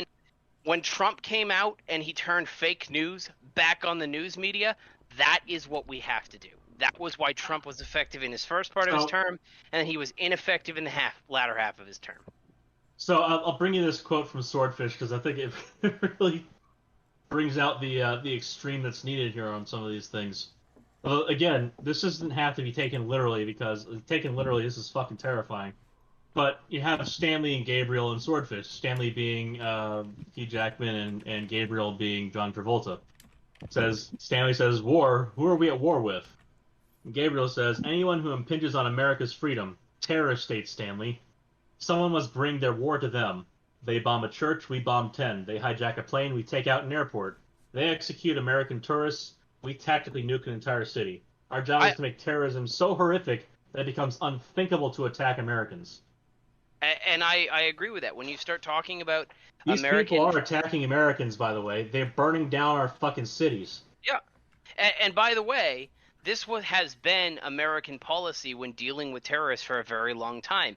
We don't negotiate, now, right? We don't. Well, we used to not negotiate. Yeah, up until Obama, right? And then not, and then now again. Bill Clinton too, but yeah, no, the rebel force in wherever captures an American or kills an American. Well, America used to just drop, a bunch of Navy SEALs behind the territory, and we'd wipe out the village, right? Like there was no. I completely hate the doctrine where we're trying to minimize casualties.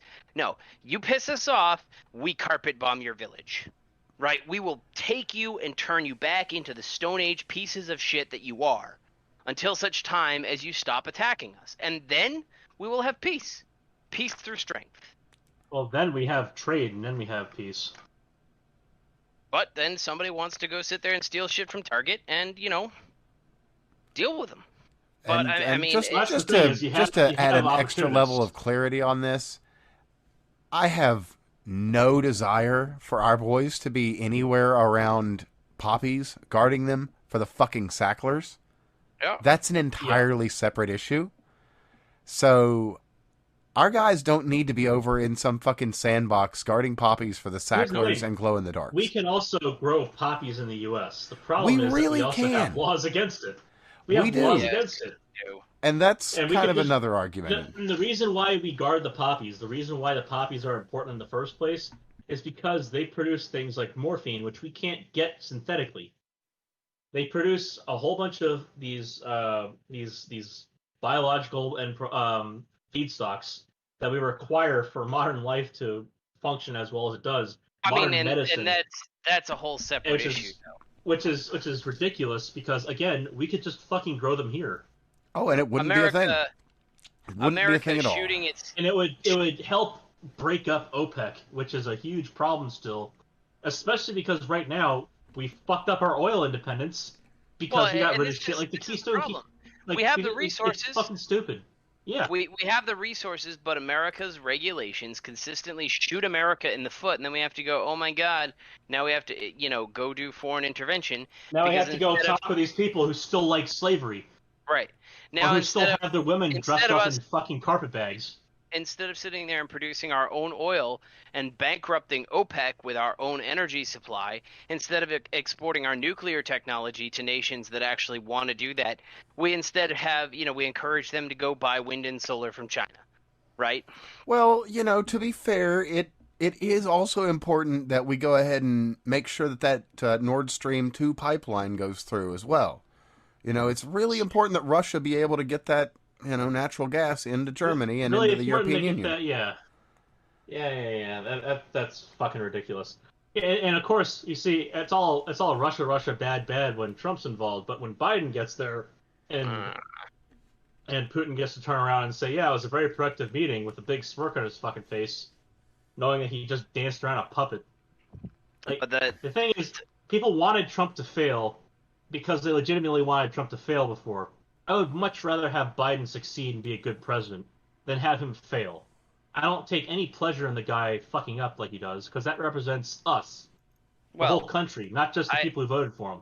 I Yeah, will I'll say that sit I down take and a whatever. small amount of pleasure in him fucking up, not because he is fucking up, but because he is fucking up due to all of the things that we said. Hey, he's mentally unfit, right? Oh, Like it's great it's to have the on. Schadenfreude to show that you're right at the end of it, but at the Right. same time, like the guy is our figurehead.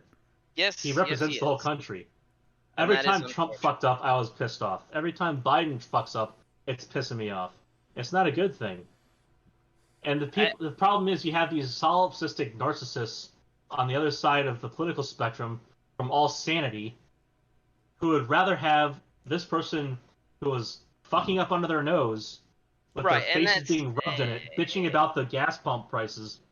They would rather have that shit going on than have a competent person in office. And I'm not saying and Trump was you the want to guy, know but you not want to know Biden. why they do that? You want to know why they do that? Because the right doesn't sit there and stick up for its own members. True. They will sit there and defend the fucking left on no matter what insane bullshit they say, no matter how much damage they do, no matter how violent that they get. The left defends the left. And I am not a fan of tribalism. I hate tribalism. Well, I look at what really do. passes for a But conservative today. the only way we are going to beat them is to become them. Like we have to be That better. no, We have no, to be our no. enemy. Let's caveat that. Okay, The only way to so beat them is to use their tools. sure, that's that. Yeah, okay, I'll agree with that. But that's the point. The reason that the left got Biden in, somebody who clearly had dementia or Alzheimer's, whether you agreed with the guy or don't agree with the guy, I think it's elder abuse to put that man up there. He is incapable of doing the job, True. and I suspect he's just basically getting spoon fed all of this shit. Like, he's the best argument the world has ever had for a deep state, by the way, right? Yeah, if ever He's you a- were curious, let he's that curiosity be sated. Right. Like there's clearly the president A is just a figurehead in his case and he's just signing shit. But like I mean the I like only to say reason an the empty left skin suit full of maggots, but that's the, me. the only reason the left is able to get away Hey, with the hey, hey shit that now. they did is because the He's right doesn't stick up for itself. his Right? his voting career as a Democrat is long from complete, sir. He hasn't even gotten to the ground yet. Like that stopped any Democrat from voting. As I said, it's far from complete. Well, that's why I I said he's full of maggots. They can keep going for. Well, I mean, what we had some Civil War veterans that voted in this last one, so I mean, they can keep him going forever. yeah. But because the right doesn't stand up for its people, that's how we get stuff like Biden. Because the left will stand behind him even though he is clearly incapable of doing his job. Oh, that's fair. Right. That's So, fair. again, I don't know if it's I actually agree with the premise that you're coming from, but your so conclusion and what you're saying is, I agree largely on the merits back to from what kind I of a was different saying angle. earlier. Back to what I was saying earlier about the road to hell being paved in good intentions. I don't. Using the tools of the enemy to defeat the enemy is one thing. Using their policies and tactics and maintaining that, becoming their reflection, I think is a failure. Well, you know what? I'll say disagree. something right I away think that that I makes you think become I the thing you I hate. disagree. Right. At I the think end of the becoming a day, thing you hate is not the way to eliminate it. I don't hate Antifa because they're out there in the streets. I hate Antifa because they're idiots.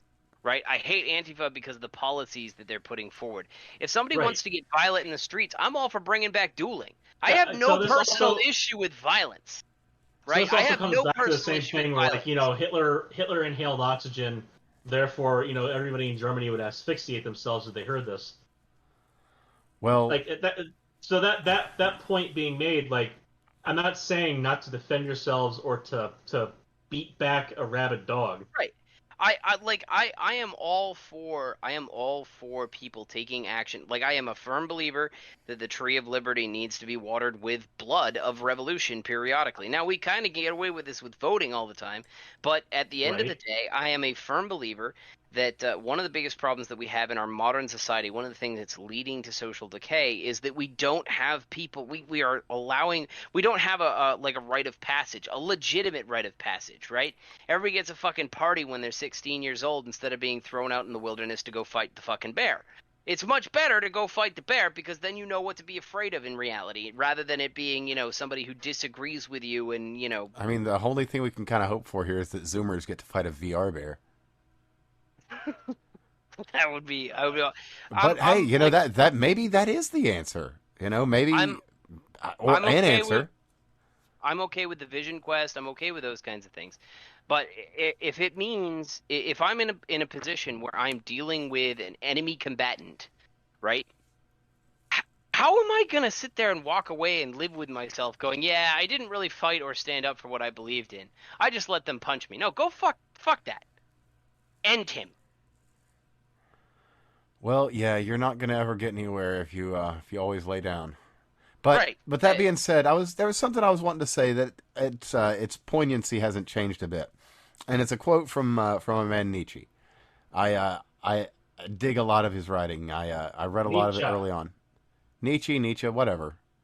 Sorry, keep going. Anyway, stare not too long into the abyss, for when you gaze into the abyss, it gazes also into you. Okay. So when you're out there fighting monsters, don't let yourself become a monster. And if you are a monster, remember there's still people out there, and they might even love If you. you are a monster, remember that most people have bigger bets. I mean, and that's the right doesn't. They're the only people who aren't using their bets. True. Oh, I didn't say they use them necessarily, but most people have a bigger bet. I guess that means if you want a bigger bet, go find a person on the right. So And really, beat them up and yeah, take it. you all you can do right now is look at the people in the America First crowd, and some of those guys. They're the only ones that are really out there doing any kind of activism. And if Well, I'll say you this: if you there want to are the leave that to them, Q-tards. then yeah, thank fuck. Oh my Oh fucking god, god! 2 goddamn more weeks. 2 motherfucking more weeks. the Q-tards are just. The Like, ruination of I am the thoroughly ruination of entertained. boomers is what I Q-tards am are. I am thoroughly entertained that a 4chan grift by moderators was so wildly successful. Yeah, that it was able to provide a fucking cover for all the goddamn bullshit that they pulled.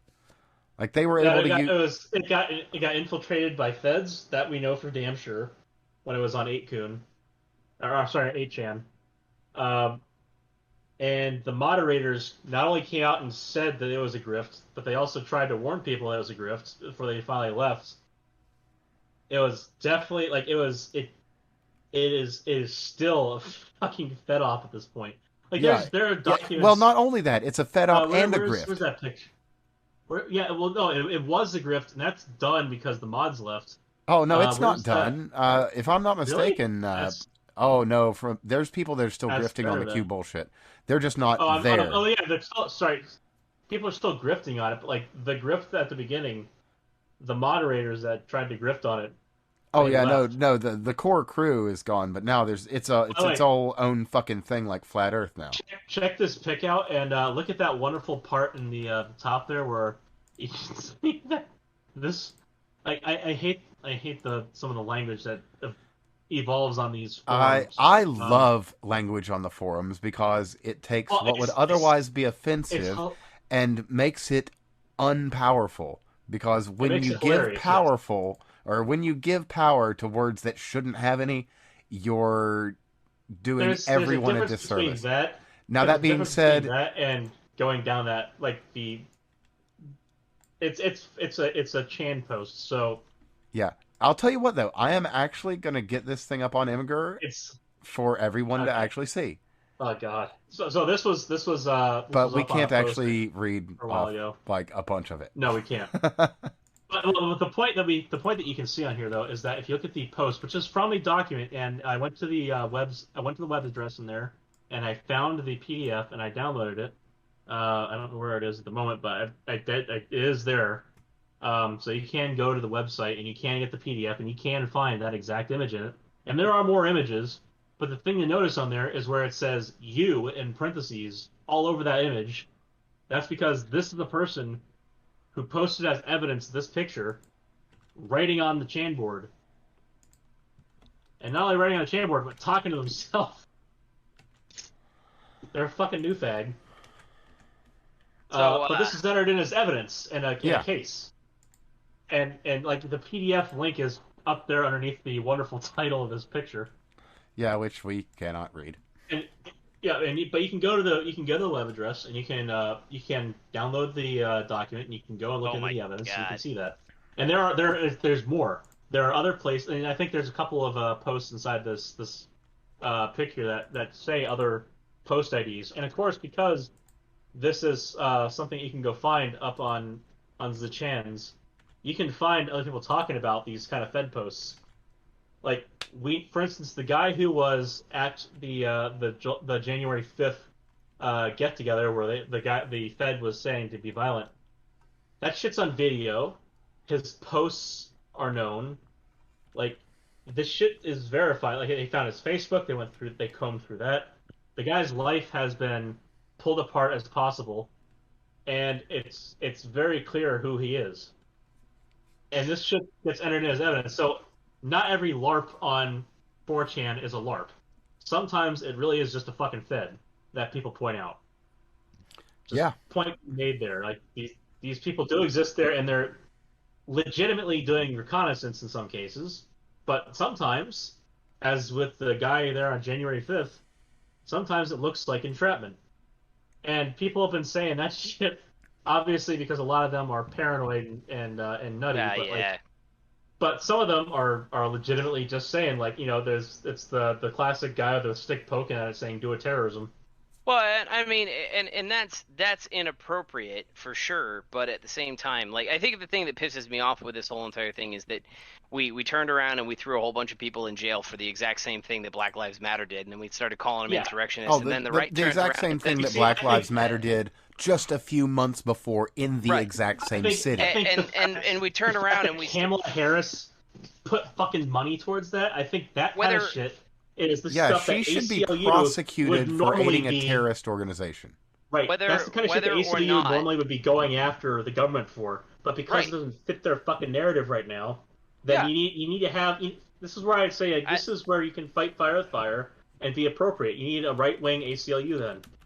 Indeed, I mean, the bottom line is that at the end of the day, we know that they're not going to play fair, so...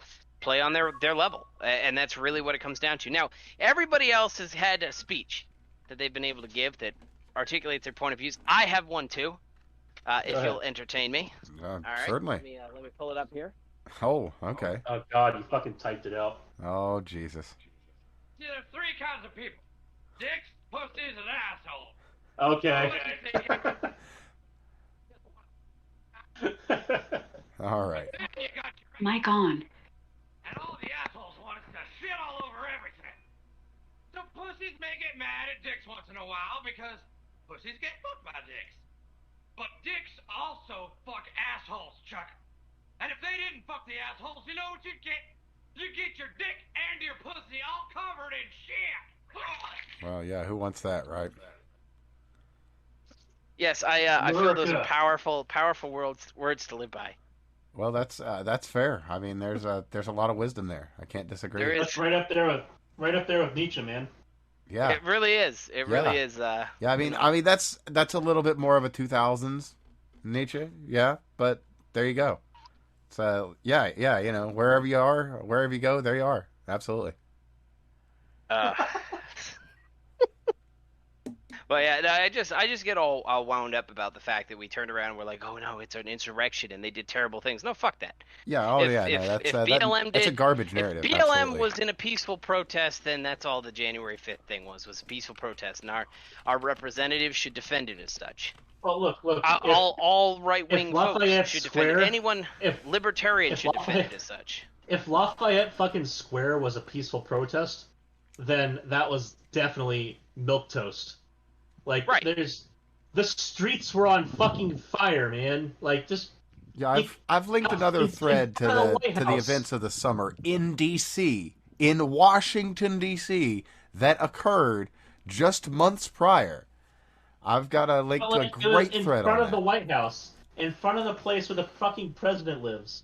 Right. Like, just fucking come on. So, like, what pisses me off is that we have our representatives there who all turned around and played into the narrative. Every single one of them has. And for what? What did we gain by that? Or we're not by Well, sitting not there and every turning the single other one, but cheek and everybody's short of like 6, right? 6 or 7, something like that. Like Matt I mean, Gaetz and does his crew Marjorie and a Taylor couple guys. Greene actually count as a representative? She's like the AOC of the Technically, right. but I mean, she. So the interesting thing was that the people who said they were going to raise objections at the counting of the ballots in Congress still did. Everything that Not was going to all. happen. Not all. Some folded. No. So okay. Well, say even half of them didn't. You know, and I would accept that. I know that a number of them still did. I would say that the outcome was going to be the same. Oh, they were going to They do were it never this go- way, one way or the other. they It were had never to have going been to handled get- by people that had the authority to do something, but didn't. They were never going to get enough people to. They're never going to get a member from both houses to object and get a 2/3 majority vote to get rid of any of those electoral votes. I mean, It just wasn't going to and happen. I do agree with that. I do agree with that. But I mean, you can go watch Penn and Teller's bullshit there, right? You can go watch that, right? And in one episode, I think they go and they tackle world peace, and so they're dealing with Code Pink. And Code Pink used to they'd plan a march, they'd go right on in, they'd bypass all the security guards, they'd scream and they'd yell and they'd do all the other stuff, and they just kept on going in session and had the security guards escort them out, right? Like. Yeah. The left does this stuff all the time, and we don't react to it like it's shameful or wrong. The left doesn't end up in prison when they go sit there and storm the Capitol, and they have stormed the Capitol. Oh, on numerous Like occasions. nobody plays pretend that it's an insurrection or a riot, right? They and have, that's as a matter like, of fact, on numerous occasions, they have stormed the Capitol and done more damage to it than on Yes. January 6th, and we don't Well, they hear about all literally of those as fucking- the end of the world. like They in, literally in fucking perspective. bombed the same building that we're talking about. Yes, So- actual so- bombs so, I mean, in the damn times. building.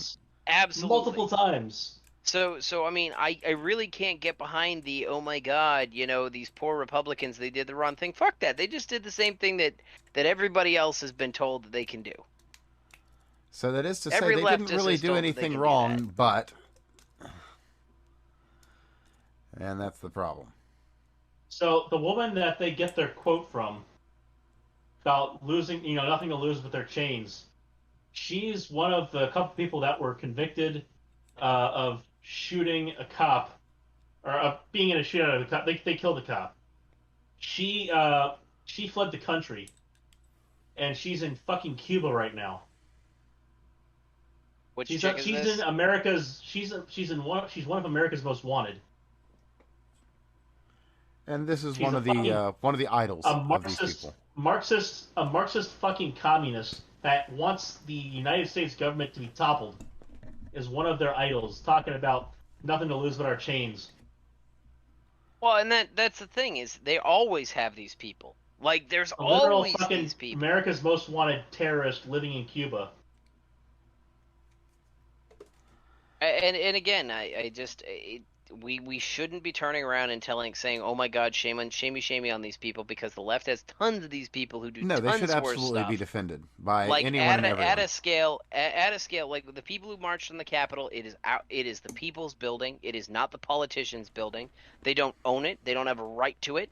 We pay taxes. It's our place of government that we own. That's one of the cool things about being in America, right? They had every right to be there. And that is where we should be holding the line. Not at, hey, you know, these guys fucked up and they should go to jail. Because they shouldn't. Well, you know, I'll say this, and Alright, I how imagine about you'll this? both The agree ones- with me on this. Yeah. We should all remember the name Ashley Babbitt and never forget it, and remind everyone at every available opportunity of who she was and the fact that she was essentially murdered. You know what's So- beautiful about the Ashley Babbitt thing? she didn't happen to have, a lethal overdose of fentanyl in her system. Yeah. Just saying. Yeah. Like, I mean, And you go and back to I'll add one quick thing to that. why Just are as we a not just as sitting a there and side note protesting? that I don't know if either of you are aware, as a matter of fact, but it can be said that if you are the type of officer who would leave your gun in a bathroom, you might also be the same kind of officer who would wantonly discharge their firearm in the Capitol building. That's all I'm going to say, because I don't want any trouble. But there you go. Interesting. Isn't it? Isn't it really interesting? You know, I mean, theoretically, if one were such an individual, that they would be further so inclined. So to do something like that. Yeah. Well, our nation's finest, right? Well, so she was told, "Don't come in, don't enter, or I will shoot." I haven't heard or this. you'll be shot, etc. She did enter. She was within the space that officers are trained to fire within, about 20 paces. I'm not saying she deserved it, but she put herself there, and that was bad. She did, and this I the mean, man we had mentioned she did not earlier. Deserve to die. I mean, I will put this in the same line as all of the other people that Black Lives Matter gets their buck up about, right? She was unarmed, she was exercising her civic right, and she got shot.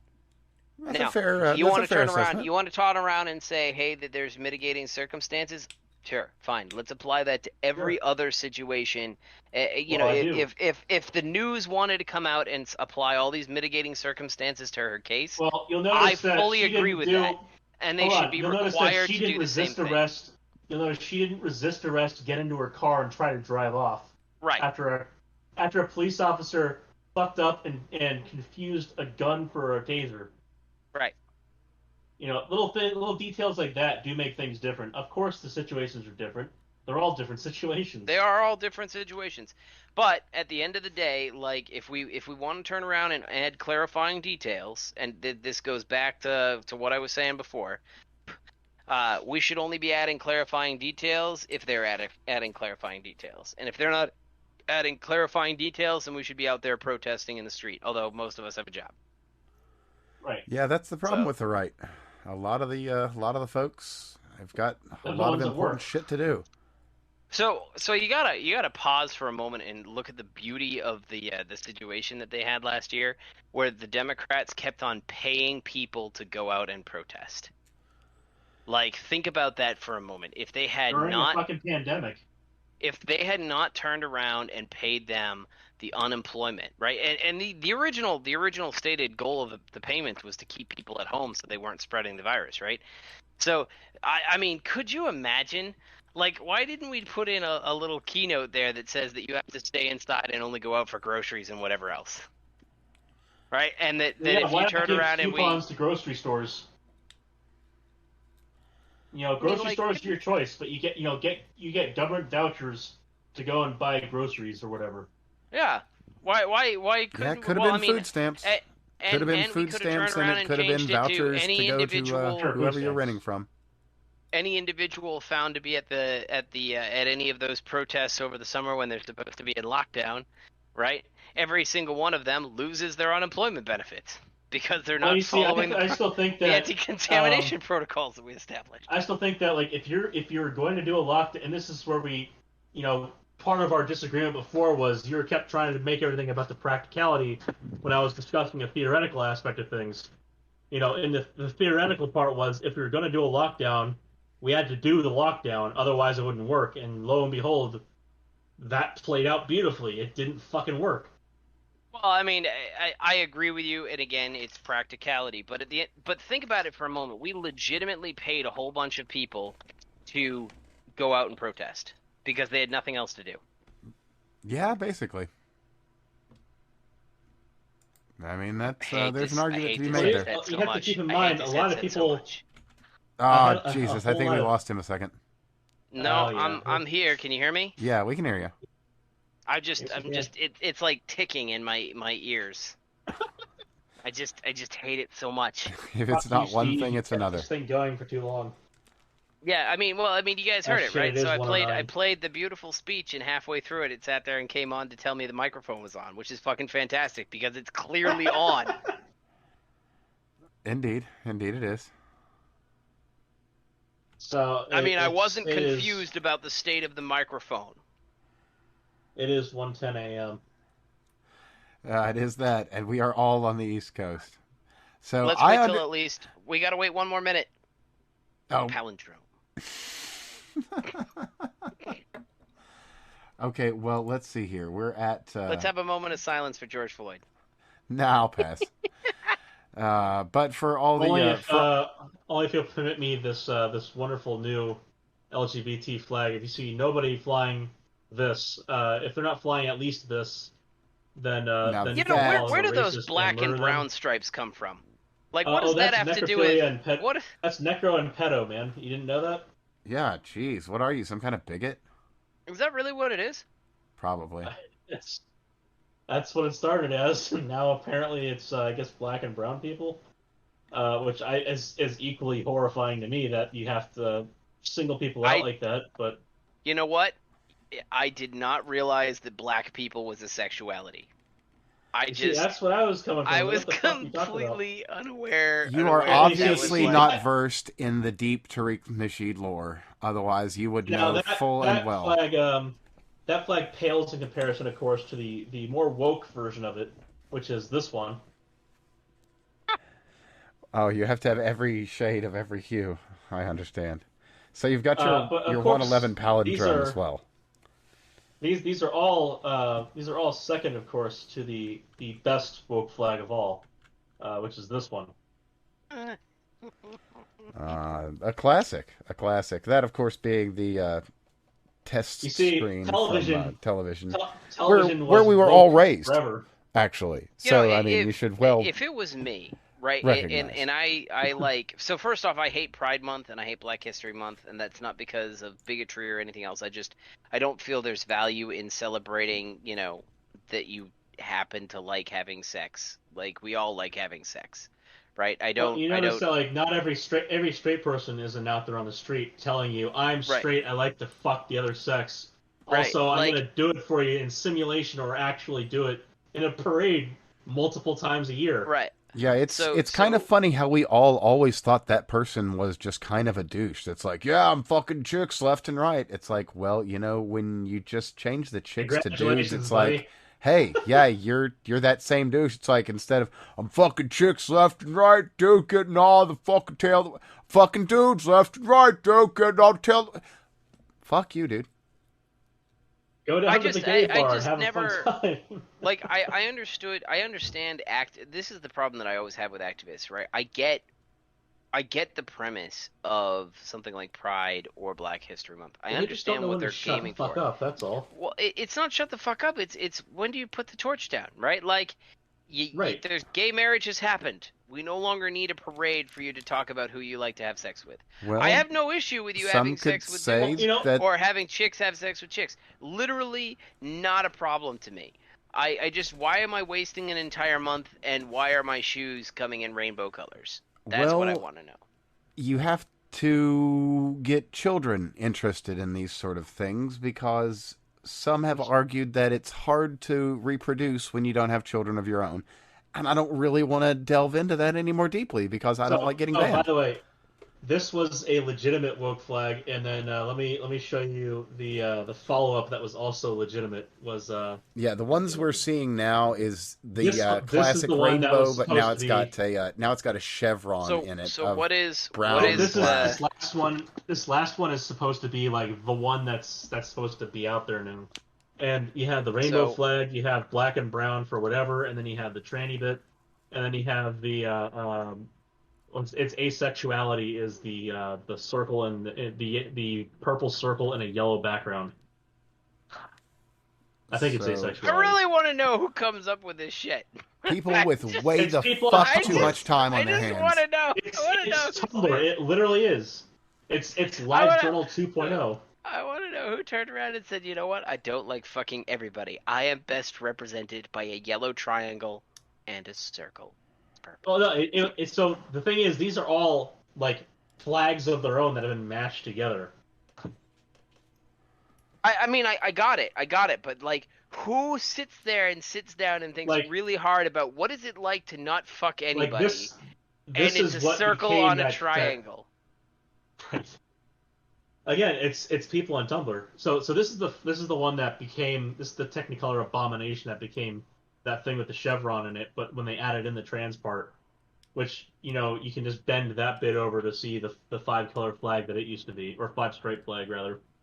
And then they added in the asexual part of it because reasons. Right, because not Like, having what I'm sex amazed is a is they- sexuality somehow. Well, see what they it's the empty set is a set. So what they haven't added in is like, and they believe me, by the way, they actually have their own fucking flags because of course they do. Oh, All the there's mental one for illnesses- everything. Well, there are mental illness flags. I mean, Did she not? No, just I know, because I know. Tumblr. I mean, like, it's at the end of the day, what is it? There's a lot of studies out that show that the left has significantly more mental illness amongst Oh, its there members. is also that. Yeah, And here's the funny thing: it's also But also I don't- no I longer like- the. It used to be that people on the left generally had higher intelligence. That is also no longer true. no. People on the left used to have Really? more sex. That is also Where's no longer the- true. Where's the stats for this? I believe that was a 2014 study. It's easily Googleable. Yeah, I've actually heard I mean, these numbers. I believe it. Like, I believe it. You go back to early Let's see, 2000s, and I think Evan and I were talking about this last week. And back in the early 2000s, it was leftism was an ode to secularism, and it was bright and it was witty, and they made cunning arguments against, basically this histrionic authoritarian culture that was the right at the time. And now we're in this position where they can't make a cohesive argument to save their life. They have to change definitions, and everything's a freaking flag now. And not only that, that right is the rhinos of today. That they railed on. That we're railing on. Yeah.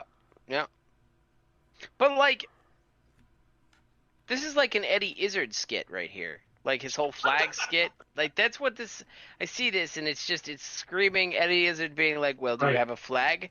No flag, Right, no I know, sexuality. You have a flag. No that was flag, one of, no so fucking." That is the rules that I just made up. He was so much better as a comic before he decided that being a cross-dresser meant he was really a tranny. Yes, Yeah, I mean when he he was was- a great Because comic. he was just a cross-dresser. He was- He knew it. He was very clear about it. He said it. Like he was just a cross-dresser, and then Yep. he came out. He's like, "Oh, I'm a woman." It's like, "Oh, come on, man!" Like, you knew that's not true. Like, you must have just come to that realization because you were told to be that way. It's just he was very clear about he being a was- crossdresser, not being a transsexual or a transgender person. Yeah, for quite He some was, time. and he actually. was, because he actually tried to explain the difference between trans people and transvestites and transsexuals. Exactly. He was that very was clear that was he an a entire transvestite. skit that he had was that whole thing. I mean, He and was very clear about transvestites used to never be transsexuals. They used to be, for the most part, heterosexual or gay men who didn't even pretend. They just like to dress up as women. That's just what they like to do. Yeah. And I have no Not issue with that. necessarily Like, I the don't most care. Like, wholesome of weird. pastimes, but I mean, all kinds of people have unwholesome pastimes, but at least it was. And this isn't like Something the else. drag time hour ladies. This is just like the weird guy at the weird bar. right. And You know, he'd be perfectly yeah. normal. He just liked to wear women's clothes. The woman that had the slightly broad shoulders and hairy arms that you tap the shoulder on and suddenly there's a beard and a deep voice. Yeah. Like, You I go, mean, oh God, probably I'm not drunk enough for that, and walk away. probably a perfectly rational and reasonable and healthy fella. But I mean, like, what was it? Was my Well, wife? relatively. Anyway. I don't do TikTok, but my wife does TikTok. Oh God, So, I'm when sorry. you're lying in bed and you're snuggling real close and like that's the precursor to like calm down for the end of the night. And so she put on this TikTok, and somebody put a TikTok. She said, 2 years ago, before I got on TikTok, I was, married, mother of two, blah blah blah. Now I'm a lesbian and blah blah blah. You're like, what the fuck is going on here? Wow, it Like, almost seems like it's a Chinese app that's designed to subvert American interests. What would I know? it's just so weird. Like, I don't. So when my ex, right? My ex was black and Hopi, right? So Black History Month came on, and that created probably the biggest fight that we ever had, right? And I didn't understand that then, and I was dating somebody who was black, right? Her mother got into the argument, and my point was very simple. It's fucking stupid to celebrate one race. Why are we celebrating? Like, it's such a useless characteristic when we start talking about race or gender or sexuality or any one of these other things. They're like, I could only I am. imagine how incredibly frustrated they got with you and your very desperate need to be literal with them. God, they had to It, be. I can only They were imagine. trying to. I think I heard arguments like white people have all of the other months of the year, and I'm like, I don't know of a No, white there's history there's month. there's not a Show White me the History Month white in guy there. history month. Oh, there's President's Day. Okay, well, Barack's been a president now, Uh, so what? we're done. Yeah, So like he's Well, so they would it's argue that means stuff President's like Day is what? President's Day, and he'd be like, all right, and Martin Luther. That I means it's see you that, and I raised 146th Martin Luther King black, Day. right? It means the President's Day is 146th a black day, right? right. But I So mean, it's How that more goes. black than Elizabeth Warren is Indian. Oh I've shit! Throwback. I've just never understood this obsession with immutable characteristics. Like that Yeah, You me don't either. I believe will in never original sin? get to the point. No, I mean I'm never gonna get to the point where I'm like, what gender am I really? I look down, I'm a male. You know how I know I'm a male? Because I have a penis. You know what I like to do with that penis? Put it in holes. Like Well, there whichever you one is go. nearest. It's kind of like okay, I guess I'm a male. There's no deeper like rationale or reasoning as to whether I'm male or not. I just don't get this shit. Where you're like, you know what? I'm gonna really sit down and think about my sexuality. Well, do you like fucking or not? And when you talk about asexuals too, that's a whole other like bundle of garbage because some asexuals have sex and some asexuals like having sex. So what is the point of being asexual? Ah, fair enough. Oh shit, Craig. I know you kind of got to get out of here, man. So if you got to It's all go, right. go. It's cool, brother. You've been here plenty long enough. All I right. was trying to find a couple of these things. So that Reason article has like Oh, some excellent. allusions Yeah, to I'll it, but like throw a there are link other to things. that in here.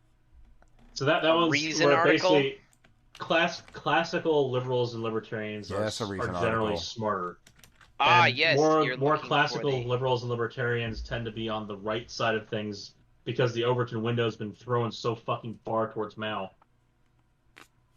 Like if you're center-ish, And or center like Weimar. even center left, I feel like even center lefty or like center liberal, like that's generally going to be smarter than the people who are like the Mao foot soldiers on the far end of the left spectrum.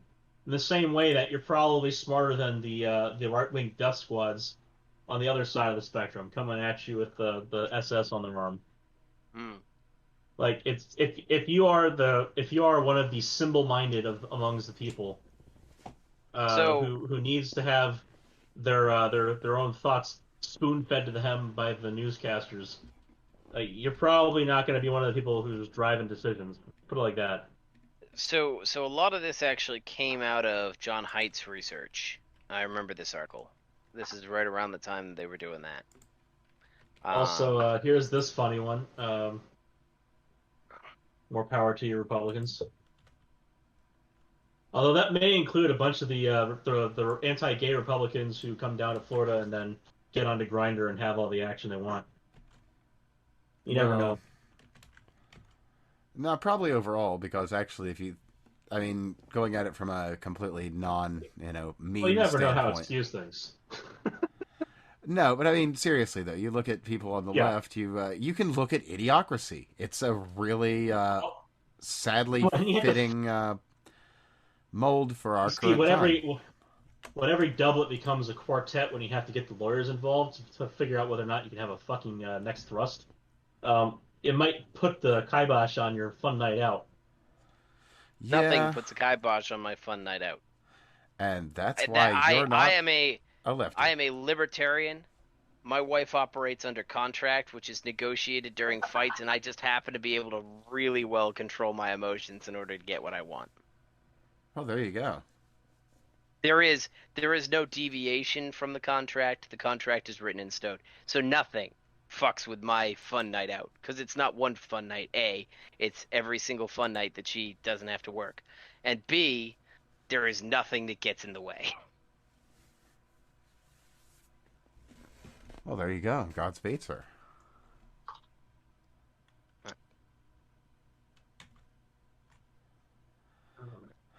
But yeah, I mean, honestly though, looking at Republicans it are from having more sex than Democrats, huh? yeah, pretty much undoubtedly. I mean, Yeah, but that's not a huge difference here.